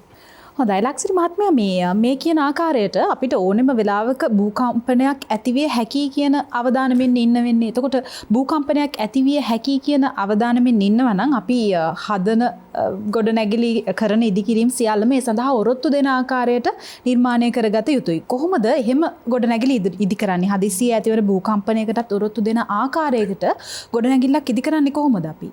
ඇත්තටම මේ ඒක ඉතින් අපි ඉංජිනේරු විද්‍යාව අනුව කරන්න ඕන දෙයක්. එකක් අපි සමහර මම කලින් කිව්වා වගේ අපි කියනවා ලොකේෂන්, ඒ කියන්නේ අදාළ ප්‍රදේශය මේකට මොනතරම් කියන වන්ඩරබල්, ඒ කියන්නේ අවදානමක් තියනවද කියන එක භූකම්පනයේ ලොකුවටම අදාළ නැහැ. මොකද ඒක කියන්නේ ප්‍රදේශයම අපි හිතමු කොළඹ ප්‍රදේශයේ මේ ප්‍රදේශය අදාළයි කියන්න බෑ. නමුත් ගම් වතුර අනිත් ඕනම ආපදාවකට අපිට කලින් තියෙනවා පොඩි අදහසක් මෙතන යට වෙන්න පුළුවන්ද බැරිද කියලා. ඉතින් මේ සඳහා ඇත්තටම සම්මතයන් තියෙනවා ලෝකේ. ඉතින් විවිධ රටවල් වල ජපානය ගත්තොත් එක සම්මතයක් තියෙනවා, ඇමරිකාව ගත්තොත් එක සම්මතයක් තියෙනවා. එතකොට යුරෝපය ගත්තොත් එක සම්මතයක්. අපි මේ කියන American standard, European standard, Japanese standards, ඕස්ට්‍රේලියානු. ඉතින් මේ ඔක්කොම ගත්තම අන්තිමට හැබැයි මමත් ඇත්තටම ඔය පැත්තෙන් තමයි පරිශ්‍රණය කරේ මගේ ආචාර්ය උපාධිය කියන්නේ එකම කතාවක්. එකම කතාව තමයි අපිට earthquake එකක්. එහෙම නැත්නම් භූකම්පනයක් ගෙනත් දෙන ශක්තිය එම ගොඩනැගිල්ල ඇතුළත අපි ඩිසපේට් කරලා, ඒ කියන්නේ අයින් කරලා දාන්න පුළුවන් ක්‍රමයක් තියෙනවා. හිතන්න අපි බොහොම රිජිඩ්, ඒ කියන්නේ බොහොම ඍජු දෙයකට අපි මොනවා හරි ලෝඩ් එකක් එහෙම නැත්නම් බලයක් දුන්නම ඒක කොහෙන් හරි කැඩලා යනවා. හැබැයි ඒක නැවෙන ෆ්ලෙක්සිබල් මොනවා හරි, ඒ කියන්නේ ඒ සඳහා වක්‍ර වෙන්න කියන්නේ මේ වෙන්න කැමති නම් ඒක ගියාට පස්සේ ආයෙමත් ඔරිජිනල්, ඒ කියන්නේ මුල් තැනට එනවා. මේක තමයි ඇත්තටම භූ විද්‍යාවේ තියෙන භූකම්පනයක තියෙන ප්‍රථම සිද්ධාන්තය. ඒ කියන්නේ අපි හිතමු අපි ගොඩනැගිල්ලක් ඉදි කරනවා, විශේෂයෙන්ම අපි හිතමු ජපානය හෝ ඉතාලිය වගේ රටක ඉතා ඉහළ අවදානමක් තියෙන ප්‍රදේශයක, ඒ වගේම අවදානමක් නොමැති ප්‍රදේශයක. එතකොට ගොඩනැගිල්ල වෙන්න ඕන, ගොඩනැගිල්ල අපි ගොඩාක් වෙලාවට අපි සිරස් බලයන් වලට කොහොමත් අපි ගොඩනැගිල්ල සැලසුම් කරනවා. නමුත් earthquake එකක් එහෙම නැත්නම් භූකම්පනයක් එන්නේ horizontal, එහෙම නැත්නම් තිරස් විදියට එන්නේ. එතකොට මේ සඳහා මොකක්ද වෙන්න ඕනේ? එතකොට අපේ තිරස් බලය එන්නේ ඇත්තටම ඒ කියන්නේ ෆවුන්ඩේෂන් එක. අපි කියනවා ඔකට සබ්ස්ට්‍රක්චර් කියලා. පොළවෙන් යට තියෙන කොටස. එතකොට එයාට පුළුවනි නම් මේක මේ ලෝඩ් එක පොළවෙන් උඩ තියෙන ස්ට්‍රක්චර් එකට යවන්න නැතුව ඒ අවටම ඒ කියන්නේ එනර්ජි එක ඒකේ අවශ්‍ය ශක්තිය අයින් කරලා දාන්න අපි කියන ඩිසපේෂන් කියලා. එතකොට ඒක තමයි අපි කියන්නේ බොහෝ විට එනර්ජි රෙසිස්ටන්ට් බිල්ඩින් එකක්, earthquake resistant building. I think එතකොට වෙන්නේ අපි තියෙන isolated pad කියලා අපි ඉංග්‍රීසියෙන් කියනවා. එතකොට අර සමහරවල් bridges ඕවා මේව ගත්තම යටින් එන අපි හිතන ආධාරකය මත මේක තියන්න කලින් අපි isolated pad එකක් තියෙනවා. එතකොට මේ එන load එක ඒ අදාළ ඒ කියන්නේ ඒ බලය එතෙන්දී ඉවත් කරලා දානවා. ඒක එකක්. ඊට අමතරව අපි ගත්තොත් අපේ ගොඩනැගිලි බොහෝ විට ගත්තොත් කොලම්ස් ගියා, ඒ කියන්නේ අපි කියන ආධාරක ගියා, ඊට පස්සේ බීම්ස් ගියා, ඔය විදිහට. හැබැයි ඔබ ජපානයේ ගොඩාක් රටවල් සංචාරය කරලා තියෙනවා නම් ඔහුන්ගේ වාස්තු විද්‍යාව ටිකක් වෙනස්. වාස්තු විද්‍යාව නෙමෙයි ඇත්තටම වෙනස් වෙලා තියෙන ඉංජිනේරු විද්‍යාව. ඔබට දැක ගන්න පුළුවන් මෙහෙම අපි උඩට යන කොලම්ස් දෙකකුයි ඒ අතර මෙහෙම කතරයක් වගේ දකින්න පුළුවන්. ඒ තමයි අපි කියන්නේ රෙසිස්ටින් ෆ්‍රේම් කියලා. මොකද දැන් මේ ගොඩනැගිල්ල සිරස් බලයකට යටත් වුණාම අර අපිට අපේ කොලම් එකක්, බීම් එකක්, ඒක අපි කියන කඩාගෙන වැටෙන්න බෑ. එතකොට ඒ කඩාගෙන වැටෙනොත් ඒ අදාළ මුළු ගොඩනැගිල්ල ඒක ඊළඟට බලපෑමක් වෙලා එන්න පුළුවන්. එතකොට අපි කරන්නේ ඒ අදාළ ප්‍රදේශයේම මේ ශක්තිය නැති කරලා දෙන. ඒකට අපි ඕන කෙනෙක් දන්නවනේ අපි ස්කැෆෝල්ඩින් එකක් අපි කියනනේ අර ගෙවල් මේකට. එතකොට අපි හරස් කතරයක් දාන්නේ මේක තිරස් දිසාවට යන එක නවත්තන. ඉතින් මේ වගේ ලෝකයේ ඊටාම පහසු තාක්ෂණික දේවල් තියෙනවා. හැබැයි ඉතින් අපි හුරු වෙලා තියෙන්නේ ඒ කියන්නේ අපේ වාස්තු විද්‍යාව ටිකක් ඕපන් ස්පේස් කියන ඈත පේන්න. ඉතින් නමුත් ඒ වගේ දේවල් නැතුවත් කරන්න පුළුවන්. නමුත් ඒ වගේ අර ටිකක් වෙනස් විදිය වාස්තු විද්‍යාවකට අපිට යොමු වෙන්න පුළුවන්. ඊළඟ එක තමයි දැන් ඔබතුමිය ඇහුවේ හැමදාම මේක තියෙන මේ අවදානම තියෙනවා නම් අපි හරියට බරක් තියාගෙන නෙමෙයි නිදාගන්න වගේ එකක් නේ. එතකොට එකක් තමයි දැන් ලෝකයේ ඇත්තටම මම කියන්නේ යුරෝපයේ මේක කරනවා විශේෂයෙන්ම කියන්නේ මීට පෙර වාස්තු විද්‍යාව ගත්තොත් ඒ අපි කියනවා ඒ කියන්නේ ඩවුන් සිටි කියලා. ඒ කියන්නේ කලින් තිබුණු නගර ගොඩාක් ඉදි කරලා තියෙන්නේ එක්ක ද්‍රෝණියකින් වටවෙච්ච ප්‍රදේශයකින්. ඒකට හේතුව තමයි ඒ කියන්නේ මොනවා හරි තරංගයක් වේව් එකක් ආවම ඔබට මේ වගේ හිස් අවකාශයක් තියෙනවා නම් ඒක ඊළඟ ඒ ප්‍රදේශයට ඒ කියන්නේ ගොඩනැගිලි හදලා තියෙන ප්‍රදේශයට එනකොට එහි සංඛ්‍යාතය සෑහෙන දුරකට අඩු වෙලා තියෙනවා. එතකොට අපි ඔකට කියනවා ඇත්තටම මේ කියන්නේ වේව් ඩෑම්ස් කියලා. ඒ කියන්නේ අපි ලොකු අගලක් කැපුවොත් ඔය කියන ප්‍රදේශ දෙකක් අතර එතකොට මෙහි කම්පනය අපි උදාහරණයක් විදිහට හිතන්නකෝ අපි මේ අපි ඉදිරිය ප්‍රදේශයයි ඊළඟට තියෙන ගොඩනැගිල්ලට සම්බන්ධ කරලා තියෙනවා නම් එහි කම්පනයක් අපිට දැනෙනවා. හැබැයි අපි වෙනස් එතනින් කොහේ හරි තැනකින් අපි ඒක වෙන් කරලා තියෙනවා නම් එහි කම්පනය අපිට දැනෙනවා අඩුයි. ඒ වගේ ඒ කියන්නේ හැබැයි නමුත් මේක ඒ කියන්නේ අදාළ රීජන් එක එහෙම නැත්නම් අදාළ පළාත හා සම්බන්ධ වෙච්ච වාස්තු විද්‍යාව. ඉතින් ඔබ ගත්තොත් එහෙම ලෝකයේ මේ සඳහා පර්යේෂණ මුලින්ම කරපු රටවල් දෙක තමයි නවසීලන්තය සහ ඉතාලිය. 1705 ඇත්තටම ඒ කියන්නේ පර්යේෂණ නිබන්ධනයක් තියෙනවා. earthquake පිළිබඳ භූවිද්‍යාව පිළිබඳ හදාරන ඕනම ආචාර්ය උපාධිය හෝ ඒවා වෙනත් කෙනෙක් ඔය නිබන්ධනය කියවනවාමයි. එහි කියපු සමහර සමීකරණ සිද්ධාන්ත අදටත් අපි අපේ නිබන්ධනවල රෙෆරන්සස් එහෙම නැත්නම් අපි කියවලා ඒවා ගන්න. මොකද ඔහුන් තමයි මේකෙන් ගොඩාක් පීඩා විද්දේ. එතකොට දැන් ඔහුන් කියන්නේ ඇත්තටම ඔහුන් තමයි මේ පර්යේෂණ වල ඉතා ඉහළින් ඉන්නේ. කියන්නේ ඕක්ලන්ඩ් යුනිවර්සිටි එක, ඉතාලි යුනිවර්සිටි එක, ජපානයේ ටෝකියෝ. මොකද ඔහු දන්නවා ප්‍රශ්නේ ගැටලුව තියෙන්නේ ඇත්තටම මේක මේ අපි කිව්වට ජීවිතත් එක ගැටලුවක් කියලා. මෙහි අවදානම මම නම් කියන්නේ රටත් එක්කම තියෙන ගනුදෙනුවක්. උදාහරණයක් විදිහට හිතන්න අපේ රට ගත්තොත් එහෙම විදුලි බලය තියෙන්නේ ජල විදුලි බලය හා එක්ව. එතකොට 60%ක් අපි ඔය එකේ කාලවල වෙනස් වෙනවා. එතකොට හිතන්න විශාල වේලි කිහිපයකින් වට වූ ජලාශ කිහිපයකින් තමයි මුළු රටටම විදුලිය දෙන්නේ.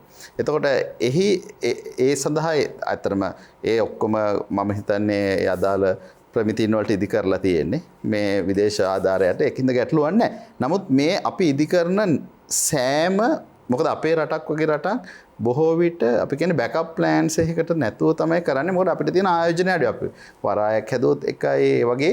එතකොට අර වෙනත් රටක නම් මේක සබ්සිඩයිට් කරන්න පුළුවන්. අර මෙතුමා කිව්වා වගේ ඒ කියන්නේ ෆුකුෂිමා වල නියුක්ලියර් ඒ කියන්නේ ප්ලාන්ට් එක නැති වුණාට ඒ විදුලිය දෙන්න වෙන තැන් තිබ්බා. අපිට තියෙන එකම දේ ඩීසල් බලාගාර වගේ දේවල්. එතකොට මේ වගේ දේවල් විනාශ වුණොත් අපේ ආර්ථිකය ඊළඟට මිය යන්නේ. ඇත්තටම ඊට පස්සේ එකක් මේ කියන්නේ භූකම්පණයෙන් කෙලිම මිනිස්සු යනවා වගේම ආර්ථිකය හරහා එහා අඩුපන වීම හරහා මිනිස්සු මේ යන්න පටන් ගන්නවා. ඇත්තටම අදත් අපි මේ වගේ දේවල් වලට මේක කරනවානේ. ඉතින් විදේශ රටවල් මේ දේවල් බොහොමයක් දැකලා තියෙනවා. ඉතින් අර ළඟ ලාභේ බලන්නේ නැහැ. ඒ කියන්නේ මේ සඳහා පොඩි එකතුවක් කරලා අපි දන්නේ මම 10% එකතු කරලා අපිට සාමාන්‍ය ගොඩනැගිල්ලක් රිච්ටර් ස්කේල් එකේ හරිය අපි කියනවා මධ්‍යම පරිමාණයේ භූකම්පනයකට ඔරොත්තු දෙන්න හදන්න පුළුවන් නම් අපි එතනට යා යුතුයි. ඒ අවදානම ගත. මොකද අර 100%ම නැති වෙනවනේ. නැත්තම් අපි ඒ කියන්නේ අපේ වැලෙව අගේ එකතු කරලා එතෙන්ටම යා යුතුයි. ඊළඟට ඔවුන් බලන දෙයක් තියෙන ඇත්තටම අපේ රටේ නැති.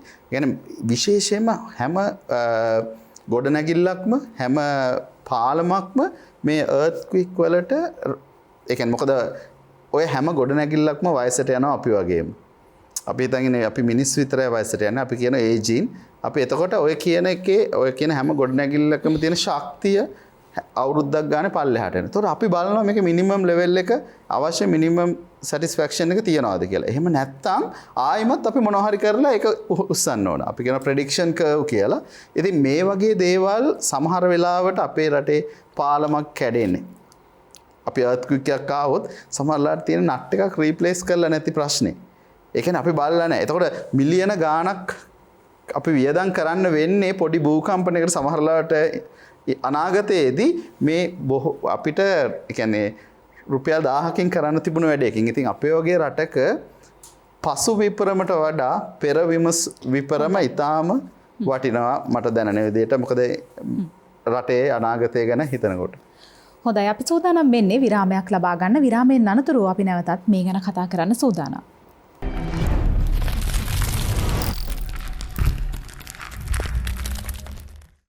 විරාමයෙන් අනතුරුව අපි නැවතත් එකතු වෙනවා කාලාත්‍රේ කතාබහත් එක්ක. අද මාතෘකාව රට සොලවන භූකම්පන. සමිත මහත්මයා මේ භූකම්පනයක් සිදු වූ භූමියක නැවත ඉදිකිරීමකට යොමු වීම ඵලදායීද? එහෙම ඉදිකිරීමකට යන්න පුළුවන්ද? නැත්නම් ඒ භූමියේ නැවත ඉදිකිරීමකට යන එක අනතුරකට අතවැනීමක්ද? මට මේ ප්‍රශ්නේ උත්තර දෙන්න කලින් අපිට පැහැදිලි කිරීමක් කරන්න තියෙනවා. දැන් භූකම්පනයක් ඇතිවෙච්ච භූමියක් කියලා අර්ථ දක්වනකොට දැන් මට තේරුණේ භූමිකම්පාව දැන් අපේ රටේ ගත්තාම අපේ රට තියෙන තැටියක් මැද්දේ. දැන් වෙන රටවල් ගත්තාම දැන් මේ ප්‍රශ්නේ වෙන රටවල් ගත්තාම මේ ඔය බවුන්ඩරිස් යනවා රටවල් මැද්දේ. සහ එතකොට දැන් භූමිකම්පාවක් ඇති වුණාම දැන් මෙතන අපි භූමිකම්පාවක් ඇති වෙච්ච තැනක කියලා නිර්වචනය කරන්නේ සාමාන්‍යයෙන් ෆෝල්ට් එකක් ආසන්නයේද කියලා ඇහුවොත් එහෙම ඇත්තටම දැන් අපි හිතනවා කිලෝමීටර් එර්ත්ක්වික් එකක් වෙන්න පුළුවන් ඇත්තටම තැනක නෙමෙයි යම්කිසි ප්‍රදේශයක් පුරා ඇති වෙන්න පුළුවන්. දැන් එතකොට ඇමරිකාව වගේ ගත්තාම සමහර ප්‍රධාන නගර මේ තල ආසන්නයේ තමයි පිහිටලා තියෙන්නේ. දැන් ඒ වුණාට අපි ඒවට කියනවා එතකොට කියනවා අපි කියනවා එර්ත්ක්වික් ඉන්ජිනියරින් වල මේ නියර් ෆෝල්ට් කියලා. ඒ ෆෝල්ට් එකට ළඟ කිලෝමීටර් 10. ඒතර ඒ ආසන්නයේ ඇත්තටම ලොකු භූමිකම්පා සිද්ධ වෙනවා. ඒවා දැනීමත් වැඩි මිනිස්සුන්ට. ඒතකොට මේ නියර් ෆෝල්ට් අපි සාමාන්‍යයෙන් 5 10 වගේ ෆෝල්ට් එක ළඟම හදන්නේ නැහැ කොහොමද. එතකොට අපි ඒ වගේ රටවල අපි ඒ ටිකක් එළියෙන් තමයි හදන්නේ. මොකද පොළව හෙල්ලෙනකොට ඒ එන ලොකු අපිට දැන් අපිට දැන් දැනෙන්නේ වේව් එක විතරයි. හැබැයි අපි ළඟ හිටියොත් එimhe අපිට පොළව උඩ පල්ලෙහා යන එකක් දැනෙනවා. ඉතින් මොනොත් එimhe ගොඩනැගිලි විනාශ වීමේ ප්‍රවණතාවය ඊටම වැඩි. දැන් එහෙම බැලුවොත් එimhe භූමිකම්පාවක් ඇතිවෙච්ච භූමියක කියලා කිව්වහම ඒ වගේ භූමි වල ඇත්තටම දැන් කාලේ අලුත් තාක්ෂණයේ මිනිසුන්ට දැන් තියෙන ප්‍රශ්නේ තමයි ඉඩම් ප්‍රශ්න. හැම ලෝකේ හැම රටකම තියෙනවා මිනිස්සුන්ට මේ ඉඩම් නැති ප්‍රශ්නේ. එතකොට සමහරලාවට ඇක්ටිව් ෆෝල්ට් එකක් තියෙන ළඟ ප්‍රදේශයක වුණත් කිලෝමීටර් 5ක 10ක අපිට ගොඩනැගිල්ලක් හදන්න සිද්ධ වෙන අවස්ථා තියෙනවා. එතකොට ඒ වගේ අවස්ථාවක මේ අපි පාවිච්චි කරනවා දියුණු තාක්ෂණය. දැන් දියුණු තාක්ෂණය තමයි ඒ වගේ තැන් වලට ගිහින්. එතකොට අපි දන්නවා කලින් තිබ්බ ගොඩනැගිල්ල මේ පහුගිය earthquake එකකින් විනාශ වෙලා ගියා. එහෙනම් අපි එතනට දැන් ඒ භූමිකම්පා වෙච්ච භූමිය අලුතෙන් අපි දන්නවා දැන් මෙතන සක්‍රීය භූමිකම්පා සිදුවෙන ප්‍රදේශයක් කියලා. එහෙනම් අපි කරන වැඩේ එතනට ගේනවා අලුත් තාක්ෂණය. අපි කියනවා ඒවට කියනවා මේ බේස් අයිසොලේෂන් කියලා. සාමාන්‍ය බේස් අයිසොලේෂන් බිල්ඩින්ග්ස් තමයි අපි සාමාන්‍යයෙන් ගොඩාක් ඇක්ටිව් ෆෝල්ට් එකක් ළඟ නම් අපි පාවිච්චි කරන්නේ. නැත්නම් එක එක අලුතෙන් බ්‍රේසින්ග්ස් ಜಾති ඇවිල්ලා තිනවා. තව අපි ওই බයිසිකල් වාහන වල තිනවා වගේ ඩැම්පර්ස් අපි දන්නවා මේ බලක වැටෙනාම ශක්තිය උරා ගන්නවා. ඒ වගේ දේවල් අපි බිල්ඩින් වලට හයි කරනවා ගිහිල්ලා. දැන් ඒවා ගොඩාක් ලෝකේ මගේ මට මතක විදියට ඇමරිකාව නම් මේක ඇත්තටම පාවිච්චි කරනවා. දැන් ඊළඟට මම මගේ අත්දැකීම බෙදා ගන්නම්. මම තායිවානේ චිචි earthquake එක උනාට ඒක ගොඩක් කලින් උනේ. ඊට පස්සේ මම ඒ උනට තායිවානට ගියා 2000 මට හිතෙන්නේ 13 වගේ. මම ගියා ඒකේ තාම තියෙනවා පොළව පැලිච්ච ඒගොල්ලෝ ඉතුරු කරලා තියෙනවා සමහර තැන්. මොකද මිනිස්සුන්ට පෙන්වන්න මීටර් 5-6 පොළව ඉස්සිලා ඒකට මේ ඩිප් වෙලා තියෙන්නේ. එතකොට ඒ තැන්වල බිල්ඩින්ග්ස් දැන් හදලා තියෙනවා. ඒ කියන්නේ ඒ ෆෝල්ට් එක ළඟ එතන කැඩිච්ච බිල්ඩින්ග්ස් ඒගොල්ලෝ සංරක්ෂණය කරලා තියෙනවා අනාගත පරම්පරාවට මේක බලලා ඉගෙන ගන්න. කොහොමද ගොඩනැගිල්ලක් ඉදිකල නොයුත්තේ කියලා. ඒ කියන්නේ භූමිකම්පාවක් සිදුවෙච්ච තැනක ගොඩනැගිල්ලක් ඉදි කිරීමට නුසුදුසු විදිය පෙන්වන්න කලින් විනාශ වෙච්ච ගොඩනැගිලි සංරක්ෂණය කරලා තියලා තියෙනවා. දැන් එතනම අලුතෙන් නව තාක්ෂණයට ගොඩනැගිලි හදලා තියෙනවා. එතකොට හැමතිස්සෙම අපි කියන්නේ දැන් ඇත්තටම හැම earthquake වෙනවා. භූමිකම්පා වෙනවා. හැබැයි හැම භූමිකම්පාවකටම බිල්ඩින් කඩන් වැටෙන්නේ නැහැ. එතකොට යම් කිසි කඩන් වැටෙන්න මේ බිල්ඩින් එක දැන් අපි ඉන්න මේ ගොඩනැගිල්ල කඩන් වැටෙන්න අවශ්‍ය ශක්ති ප්‍රමාණයක් තියෙනවා. මේක කවුරු හරි එළියෙන් හිතන්නකො කවුරු හරි හොල්ලන්න ඕනේ කියලා. දැන් ඒ හොල්ලන්න අවශ්‍ය ශක්ති ප්‍රමාණයක් එන්න ඕනේ. දැන් ඒ ශක්ති ප්‍රමාණය මේ ගොඩනැගිල්ල හොලවනකම් මේ ගොඩනැගිල්ලට කිසිම හානියක් වෙන්නේ නැහැ. මේ ගොඩනැගිල්ලට පොඩ්ඩක් හෙල්ලුමක් දැනේ. ඒනට ඒක අපි දන්නවා අපි අපේ ජීවිතවලට හානියක් නැහැ කියලා.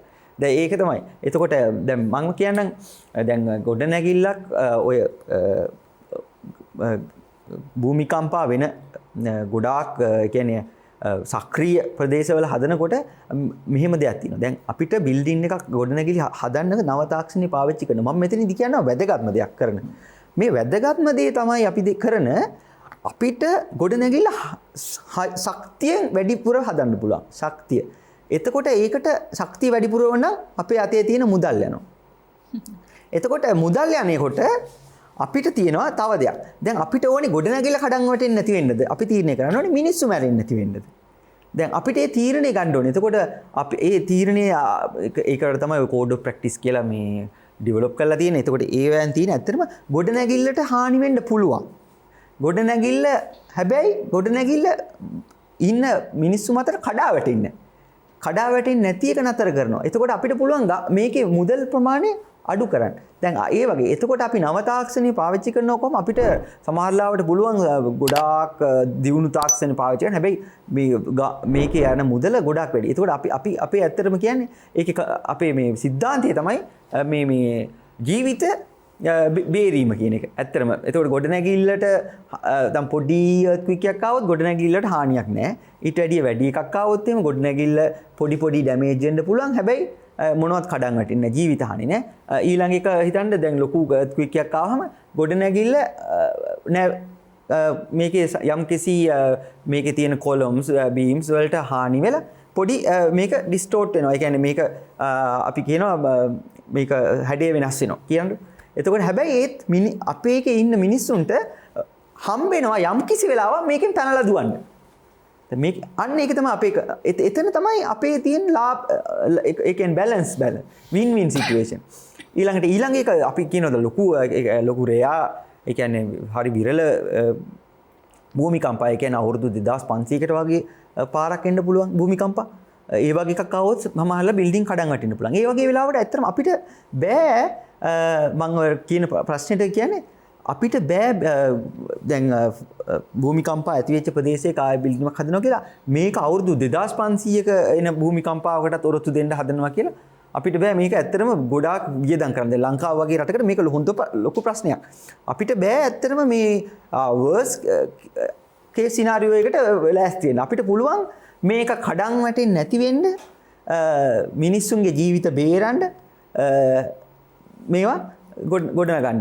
එතන ලංකාව බැලුවොත් එimhe දැන් අපි ලංකාවේ ගොඩක් ගොඩනැගිලි අපි බලලා තියෙනවා ඒවා අධ්‍යයනය කරලා තියෙනවා. දැන් නුවර වගේ ගත්තාම ගොඩක් ගොඩනැගිලි තියෙන්නේ ඊටාම සමහරලාට දැන් මේ දැනට ගොඩනගලා තියෙන ගොඩනැගිලිත් තියෙන ඊටාම බාල තත්වයක සමහර අපි අර කියනවා කතාවට මේ ඒකට කියන්නේ අපි අඬන්න ඉන්න මිනිහට ඇඟිල්ලෙන් ඇන්නා වගේ කියන කතාව. දැන් ඒ ඇඟිල්ලෙන් අනින්න තමයි අපිට තියෙන්නේ. මොකක් හරි අපි බලාගෙන ඉන්න earthquake එකක් හරි ඒ වගේ එකක් ආවට පස්සේ මේ දැන් සමහර බිල්ඩින් කෙලින් තියෙන්නේ කොහොමද කියලාත් අපිට ලොකු ප්‍රශ්නයක්. ඒ වුණාට දැන් අර වගේ අපි මේ යම්කිසි සෙලවීමක් ආවොත් එහෙම ලංකාවට ලොකු ප්‍රශ්නයක්. එතකොට දැන් මේක දැන් අපි මම කිව්වොත් එහෙම ආය මුල ප්‍රශ්නෙට ඇක්ටිව් ෆෝල්ට් වල ඇත්තටම මේ earthquake ඇති වෙච්ච පළාත්වල ආය මිනිස්සු ගොඩනැගිලි දී කිරීම කරනවා. හැබැයි එතනට යන්න ඒ වගේ රටවල් ඉතින් ඇත්තටම කිව්වොත් අවාසනාවන්ත පැත්තකුත් තියෙනවා. ඒවට වියදම් කරන්න ඕනේ සහ ගොඩාක් පරිස්සමින් ඉන්න ඕනේ. සහ මම හිතනවා ඒ මිනිස්සු ඒ ලෑස්ති වීම නිසා ඒවට මම හිතනවා ඒ රටවල් දැන් ඒ තත්ත්වවලට පුරුදු වෙලා ඉන්නේ. ඒක නිසා ඒගොල්ලන්ට ඒක ලොකු ප්‍රශ්නයක් නැහැ කියලා. මහින්ද මහත්මයා මේ පහුගිය කාලේ මහනුවර ආවට භූකම්පන සිදු වුණා කියලා කිව්වනේ. ඒ භූකම්පන සිදු වූ ආකාරය, ඒවට මුළු හේතු ආදී පිළිබඳ පර්යේෂණ සිදු කරාද සහ ඒ වගේ බලපෑම හොයාගෙන තියෙනවද දැන්? ඔව් දැන් ඒ දිගන සහ වික්ටෝරියා ජලාශය ආශ්‍රිත ප්‍රදේශයේ අගෝස්තු 29 වෙනිදා තමයි පළවෙනි භූමිකම්පාව සිද්ධ වුණේ. සුළු භූමිකම්පා මාලාවක් සිද්ධ වුණා අතරම. ඉන් පස්සේ දෙසැම්බර් 5 වෙනිදා වෙනකම්ම ඇතම් විවිධ ස්ථාන විවිධ මට්ටමින් සිද්ධ වුණා. දැන් ඒ මූලික ප්‍රශ්නේ තිබ්බේ අතරම ඇයි ඒ වගේ තැනක එහෙම වෙන්නේ කොහොමද? ඒ වගේම ඉතිහාසයේ කොහොමද ඒ වගේ තැන්වල භූමිකම්පා සිද්ධ වෙලා තියෙනවද? මේ ආදී දේවල් අපි අධ්‍යයන ලක් කරා. ඒ සඳහා මම හිතන්නේ විද්වත් කමිටුවකුත් ඊට පස්සේ පත් කරා මවත් ඒක සමාජිකේ. ඊට පස්සේ ඒ තියෙන දැනට තියෙන අපි අධ්‍යයනය කරලා හොයාගත්ත දේවල් අනුව තමයි තීරණය කරගත්තේ. දැන් මේක එක දෙයක් තමයි මහජනතාවගේ අවධානය ලක් වෙච්ච ප්‍රධාන කාරණයක් තමයි ඒ යවට තිබ්බ හුණුගල් කර්මාන්තයක් තියෙනවා. මේ වික්ටෝරියා ජලාශය ආශ්‍රිතව ඉහළ ඒ ජලාශයේ බෑවුමට ඉහළින් තියෙන ඒ හුණුගල් ස්තරය කඩලා දැන් අවුරුදු ගානක ඉඳන් ඒක කරනවා. ඇතැම් විට සමහර අය කිව්වා මේ ඩෑම් එක හදන්නත් කලින් ඉඳන් තමයි එතන අපි මේ කර්මාන්ත කරන්නේ.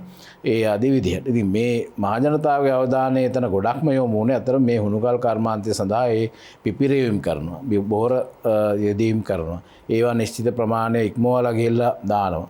ඒ නිසා මේවා පාලනය කරගන්න නොහැකි තැනක් තියෙනවා. ඒ නිසා විවිධ මේ සඳහා පැමිණිලි ආව. ඒවත් බලලා ඒවා පරීක්ෂා කරා. ඉතින් අපි නිගමනයකට ඇවිල්ලා තියෙනවා. දැන් ඇත්තටම එවැනි පිපිරීම් නිසා ඇත්තටම මේ වෙච්ච එකක් නෙවෙයි මේක. එවැනි පිපිරීම් ඒ කියන්නේ කෘත්‍රිම පිපිරීම් නිසා ඇතිවෙච්ච චලනයක්ද එහෙම නැත්නම් ස්වභාවිකව ඇතිවෙච්ච දෙයක්ද කියන එක තමයි මෙතනදී අවධානයට ලක් වුණේ. ඊට පස්සේ අපි පරීක්ෂා කරලා බැලුවා. ඒ අතරම මෙවැනි සුළු භූමිකම්පාවල් සිදු වෙන්න පුළුවන් විදිහ ඒ කියන තරංග සටහන් අනුව අපිට තිබෙ එක දෙයක් තමයි මේ එකම විදිහේ තරංග සටහන තමයි මේ හැම භූමිකම්පාවම සිද්ධ වෙලා තිබෙන්නේ. ඒක එක විශේෂ ලක්ෂණයක්. ඉතින් ඒක නිසා අපි ටිකක් පහුුනේ අතර මේක මේ ප්‍රකාශ කරන්න යම්කිසි කාලයක් ගන්න වුණා. යම්කිසි විදිහකට මේක පරීක්ෂාවක් කරන්න ඕන කියලා. මොකද එකම ශක්තියක් එහෙම එන්න පුළුවන් විදිහට එකම තැනකදී නිකුත් වෙන්න පුළුවන් නම් තමයි මේ වගේ එකම අපි කියන වේව් ෆෝම් එහෙම නැත්නම් තරංග සටහනක් එන්නේ. ඒතර පල්ලේ කැලේ භූකම්පන මාන මධ්‍යස්ථානයේ සටහන් වෙලා තිබ්බ සටහන් අනුව අපි බැලුවාම අපිට පේනවා එක හැම වෙලාවෙම සුළු භූමිකම්පාවක් සහ සුළු පිපිරීමක් විශාල පිපිරීමකුත් වෙන්නත් පුළුවන්. ඒ දෙක අතර යම්කිසි අදහසක් තමයි තිබ්බේ. ඉතින් විශාල පිපිරීමක් බැලුවොත් එහෙම මේක අපි බැලුවොත් එහෙම මේ පිපිරීම වලදී ඔය හුණුගල් ආශ්‍රිත කර්මාන්තවල දෙන බෝර පිපිරීම වලදී අතරම ඉතාමත් සුළු ප්‍රමාණයෙන් තමයි නිර්දේශිත. ඉතින් භූමිකම්පාවක් ඇති කරන්න තරම් සෙලවීමකට ලක් වෙන්න තරම් එවැනි පිපිරීමක් එතන කරන්න බෑ. එහෙමනම් ඒ ආශ්‍රිතව තියෙන අපි ආපහු බැලුවේ එතන තියෙන අර මිලිටරි එහෙම නැත්නම් හමුදා පුහුණු ආයතන තියෙන වටේට තියෙන එවැනි ආයතනයක යම්කිසි එවැනි පිපිරීම් කරනවාද විශාල පරිමාණයෙන් පොළොව අභ්‍යන්තරයේ එවැනි මිලිටරි එක්ස්ප්ලෝසිව් මේ එක්ස්ප්ලෝෂන් එකක් කරනවා එහෙම නැත්නම් පිපිරීමක් කරොත් එවැනි දෙයක් වෙන්න පුළුවන්. ඉතින් ඒත් ආවුරු කරගන්න පුළුවන් වුණ ආපදා කළමනාකරණ මධ්‍යස්ථානයේ හරහා එවැනි දෙයක් නෙවෙයි කියන එක. ඊට පස්සේ අපි බැලුවාම එවැනි භූකම්පන සුළු භූකම්පනයක තියෙන සියලු ලක්ෂණ තියෙනවා. ඒ පල්ලේ කැලේ ඒ වගේම ඇතැම් භූකම්පන බුද්ධාංගල තියෙන මධ්‍යස්ථානයේ සමහර ඒවා මහා කනදර කියන්නේ කිලෝමීටර් 100ක් විතර දුර ගිහිල්ලා වැදිලා තියෙනවා. ඉතින් එවැනි භූකම්පනයක හැසිරීම සුළු භූකම්පනයක හැසිරීම ලක්ෂණ පාදක කරගෙන මේ සිදු වෙලා තියෙනවා. ඉතින් ඒ අනුව අපිට හිතන්න පුළුවන් වුණා අපි ඊට අමතරව පොළොවේ තියෙන ඒ ස්වභාවය බැලුවොත් එහෙම විශාල වශයෙන් කුස්තූර තියෙන පොළොවේ පැලුම් තියෙන ඒ මහවැලි ගඟ මෙතනදී වෙනත් විදිහකට නැමිලා ගමන් කරන ඒ අර තියෙන වේරාදෙනිය වටේට ගිහිල්ලා කඳු වටේට ගිහිල්ලා එතනින් හැරිලා ගමන් කරලා ජලාශයේ විශාල ප්‍රමාණයකට ජලාශය වතුර රැස් කරලා එතනින් පල්ලයට යනවා. එතකොට මේ ජලාශාශ්‍රිත භූමිකම්පාවල් සිද්ධ වෙනවා කියන එක ලෝකේ තියෙනවා. ඒ කියන්නේ 1967 තිබ්බ භූමිකම්පාවක් ඉන්දියාවේ ජලාශයක් අපි කෘත්‍රිමව හදනකොට ඒ ජලාශයේ වතුර පිරවීමේ මට්ටම ඉහළ යන විට මුලින්ම පිරවීම කරනකොට ඒ තියෙන පොළොව ඒ අවට තියෙන පොළොව ස්ථායීකරණයකට ලක් වෙනවා. ඒ නිසා ඇතම් කුස්තූර එහෙම වෙලා ඒට අනුකූලව යම් යම් සුළු භූචලන ඇති වෙනවා. මේද මෙතන වෙන්නේ කියන එක ප්‍රශ්නකුත් තිබ්බා. නමුත් අවුරුදු 50ක් විතර 40ක විතර ඉතිහාසයක් තියෙන වික්ටෝරියා ජලාශාසිතව එවැනි භූචලන කලින් කවදාත් අත්දැකලා තිබෙන්නේ නැහැ. ඒ නිසා අර ජලය මට්ටම වෙනස් වීම නිසා එවැනි සුළු භූචලන ඇති වුණාද කියන එක අපි ඒ නිසාම ඇත්තටම බැහැර කරා. නමුත් හුණුගල් පාෂාණය පොළොව ඇතුලේ විහිදිලා තියෙන විදිහ අනුව ඒ පාෂාණය ජීර්ණය වෙලා අපි කියනවා කැවිටිස් එහෙම නැත්නම් කුහර හැදුනා. කුහර හැදිලා ඒ ජලය සහ අර කුහර අතර තියෙන ප්‍රතික්‍රියාවන් නිසා යම් යම් කොටස් කඩාගෙන වැටෙන්න පුළුවන්. එවැනි අත්දැකීම් වෙනත් රටවල සිද්ධ වෙලා තියෙනවා. එවැනි ඒවල සුළු භූකම්පන වලට බලපාන. නමුත් අවසාන වශයෙන් ඊළඟ සවත් එවැනි සුළු භූකම්පනවල දත්තයන් අපිට ලැබෙනවා නම් වඩාත් නිවැරදි නිගමනයකට ඉදිරියට එන්න පුළුවන්. අපි අතුරු වාර්තාවක් ඒ වෙනකොට නිකුත් කරලා තියෙනවා. එහි සඳහන් වෙන්නේ අර පොළොව අභ්‍යන්තරයේ ඉතා නොගැඹුරදී කිලෝමීටර කිහිපයක් ඇතුළතේ සිදුවෙන මේ පොළොවේ අභ්‍යන්තරයේ තියෙන ස්වභාවික භූ ක්‍රියාවලියක ප්‍රතිඵලයක් විදිහට තමයි මේ සුළු භූකම්පන මාලාව ඇති වෙලා තියෙන්නේ. එය අර කියන විදිහේ හුණුගල් ආශ්‍රිතව තියෙන කර්මාන්ත සමග සම්බන්ධයක් නැහැ. නමුත් දිගු කාලීනව එවැනි කුස්තූර ඇති කරමින් අර ජලය සහ ඒ කුස්තූර අතර තියෙන අන්තර් ක්‍රියාව නිසා යම් යම් අස්ථායී වීම නිසා භූ අභ්‍යන්තරයේ පොළොව අභ්‍යන්තරයේ සුළු භූකම්පන තත්ත්වයන් නිර්මාණය වෙන්න පුළුවන්. මේ කියන තත්ත්වයන් තමයි ඒකේ විග්‍රහ කරලා තියෙන්නේ. අපි පරීක්ෂා කරමින් සහ එහි ඒ ජලාශාස්ත්‍රීය ප්‍රදේශයේ අවට සහ ඒ ඩෑම්ස් වලම ඇත්තටම හයි කරලා තියෙනවා මේ භූකම්පන මාන. ඒ භූකම්පන මානවල තියෙන තරංග සටහනුත් ඇසුරු කරගෙන නිරන්තරයෙන්ම පරීක්ෂා කරමින් ඉන්නවා. ඒ දත්ත සටහන් අනුව අපිට පුළුවන් ඉදිරියේ වඩාත් දැන් මේක ඉස්සරහට යනවා නම් තව දුරටත් සිද්ධ වෙනවා නම් අපිට හිතන්න පුළුවන් කොයි විදිහටද මේක පැතිරීම තියෙන්නේ මොන ප්‍රදේශයකට තව බලපාන්න පුළුවන් සහ එකම තැනක තියෙනවද ජලාශාස්ත්‍රිතවම ඊතරම සිද්ධ වෙන දෙයක්ද මේ ආදී දේවල් වලට තව දත්ත ලැබෙනවා නම් වඩා හොඳයි.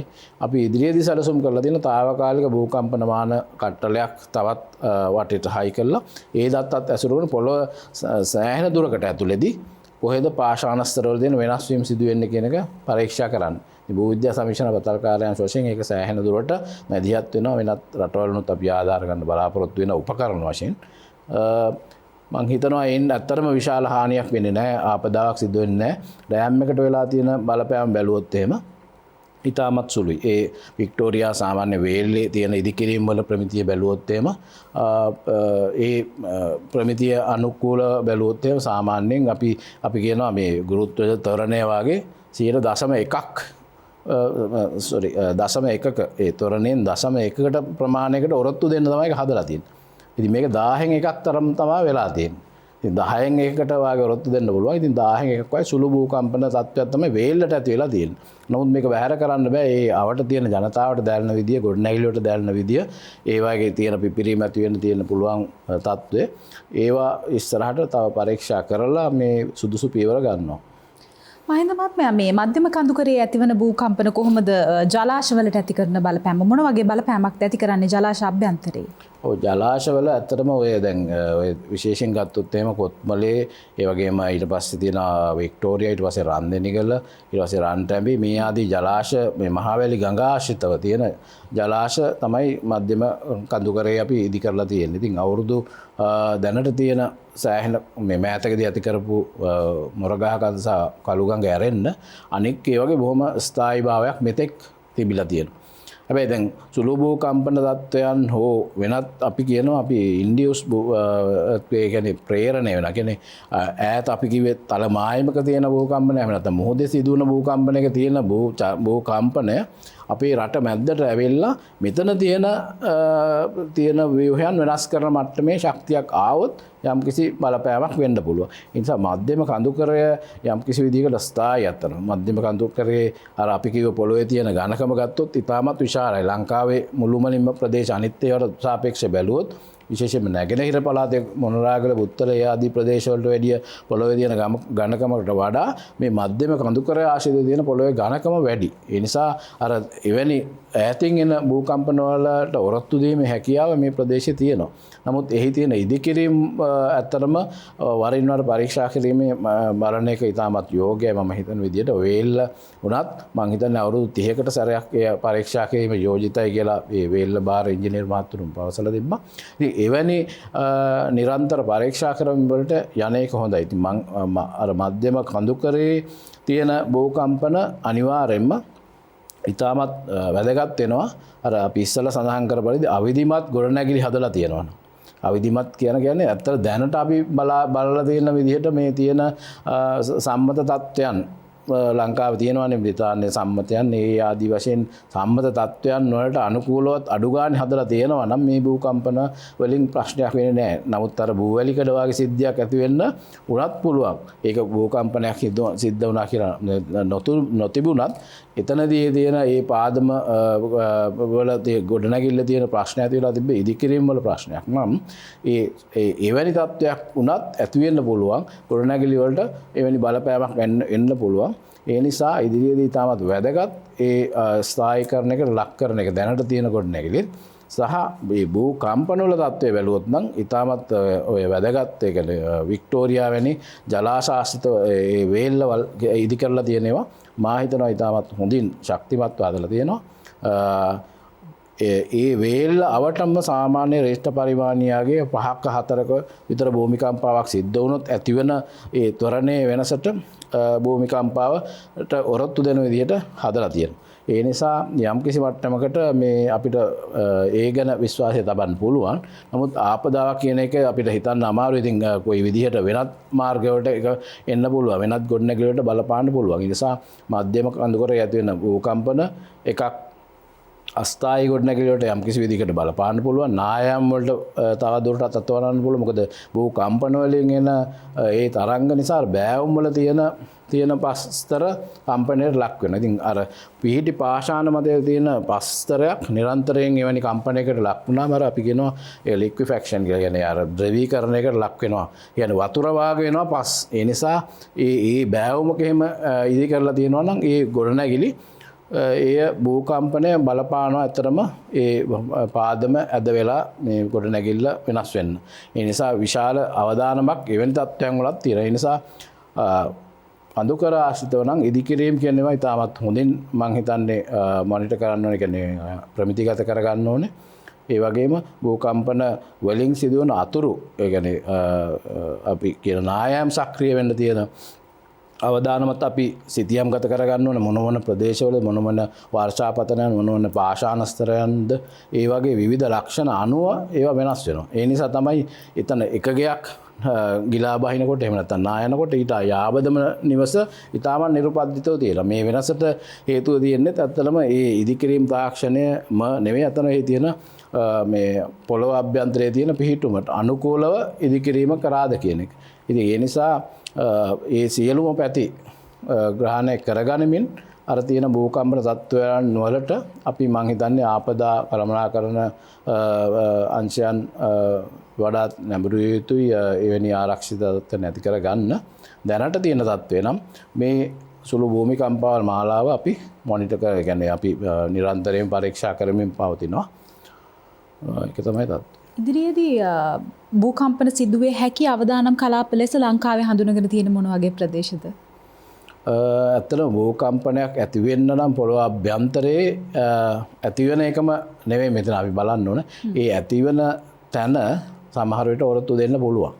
ඒ ඇති වෙන තැන ඉඳන් සමහරට යාබද වෙනත් තැනක පස්වල තියෙන ස්වභාවය එහෙම නැත්නම් ඒ පාෂාණ වල තියෙන දුර්වල කලාප එහෙම නැත්නම් අපි කියන ජොයින්ට්ස් එහෙම නැත්නම් පැලුම් ඒ වගේ දේවල් කොහොමද ස්ථානගත වෙලා තියෙන්නේ කියන එක අනුව තමයි මේ தත්ත්වය එන්නේ. එහෙම දේවල් බැලුවොත් අපි බැලුවොත් සාමාන්‍යයෙන් බැලුවොත් මධ්‍යම කඳුකරයෙන් නැගෙනහිර පළාත ගත්තොත් විශේෂයෙන්ම එවැනි යම් කිසි මට්ටමකට භූකම්පන වලට පහුගිය අවුරුදු වසර කිහිපයක බැලුවොත් එහෙම දත්ත තියෙනවා අපි ගාව. ඒ දත්ත අනුව සාමාන්‍යයෙන් ගත්තොත් දකුණු පළාතේ ඉඳන් නැගෙනහිර පළාත ඔස්සේ තියෙන ඒ දිව යන අර උණු වතුර ලෙන් එන අපි කියනවා භූ කලාපයක් වෙන් වෙනවා. ඒ කියන්නේ නැගෙනහිර සහ අනිත් පැත්තට ඒ කියන්නේ බස්රාහයට භූ කලාප දෙකක් වෙනවා. පාෂාණවල වෙනස්කමක් තියෙනවා මේ කලාප දෙකේ භූ විද්‍යාත්මකව. ඒතර මේ දෙකේ තියෙන ජීර්ණය වීමේ වෙනස්කම් තියෙනවා. ඒ නිසා ඔරොත්තු දීමේ වෙනස්කම් තියෙනවා. ඒ නිසා අපි පහුගිය කාලවල අපි අත්දැක්ක දේ තමයි ඔය අම්පාර ආශ්‍රිත ප්‍රදේශවලත් විවිධ භූකම්පන තත්ත්වයන් ඇති වුණා. ඉතින් නිරන්තරයෙන් ඒ කලාපේ සාමාන්‍යයෙන් භූකම්පන ඉදිරියට අපිට බලාපොරොත්තු වෙන්න පුළුවන්. එය ඇතැම් විට ඉන්දු ඕස්ට්‍රේලියානු තලය සහ ඉන්දියානු සාගරය බෙන්ගාල බොක්ක ආශ්‍රිතව ඇති වෙන භූකම්පනවල තත්ත්වයන් වලට මුහුණ දීමේ හැකියාව අනුව එන දෙයක්. ඒ කියන්නේ ඒට දක්වන ප්‍රතිචාරය ඇත්තටම අපිට බලාපොරොත්තු වෙන්න පුළුවන් නැගෙනහිර පළාතේ. ඒ වගේම මධ්‍යම කඳුකරය සහ ඊට පහළ එහෙම නැත්නම් සබරගමු පළාතට ඒ වගේ පැත්තටත් අපිට බලාපොරොත්තු වෙන්න පුළුවන්. කොළඹ බැලුවොත් එහෙම බස්නාහිර පළාත අපි බැලුවොත් එහෙම මෙහි තියෙන වෙනත් ස්වරූපයක් එහි සහ දකුණු පළාත ගත්තොත් එහෙම මන්නාරම් රෝණි ඇති වෙන්න පුළුවන් ඉතිහාසයේ තියෙන භූමිකම්පාවල් කිහිපයක්. සහ දකුණ පළාතට යාබදවත් මුහුදේ ඇති වෙලා තියෙනවා භූමිකම්පා. මේ භූමිකම්පාවල තියෙන බලපෑම අනුව අර දකුණ සහ බස්නාහිර පළාත් වලට යම් කිසි මට්ටමක අවධානය දෙන බස්නාහිර ඉතාම සුවිශේෂී වන්නේ අතරම ඉදිකිරීම් සමූහයක් තියෙනවා. පාෂාණවල පිහිටීම සාමාන්‍ය වෙනස්. බොහොම මේ බැලුවොත් එහෙම මීටර කිහිපයක් යනකම් සමහරට වෙරළ බඩ කලාපවල ඉදිකිරීම් වල අහුවෙන්නේ පස් වැලි සහ එවැනි මේ පිහිටි ගල් නෙවෙයි. ඒ නිසා සරල ඉදිකිරීමකදී ඒක ඒ තරම් නොගැනනත් හොඳ ඉදිකිරීමකදී අපි කියන ඉහළ මහල් තියෙන ඉදිකිරීම් වලදී වුණත් සැලකිය යුතු මට්ටමේ දේවල් කරන්න වෙනවා මේ බස්නාහිර පළාත ගත්තොත්.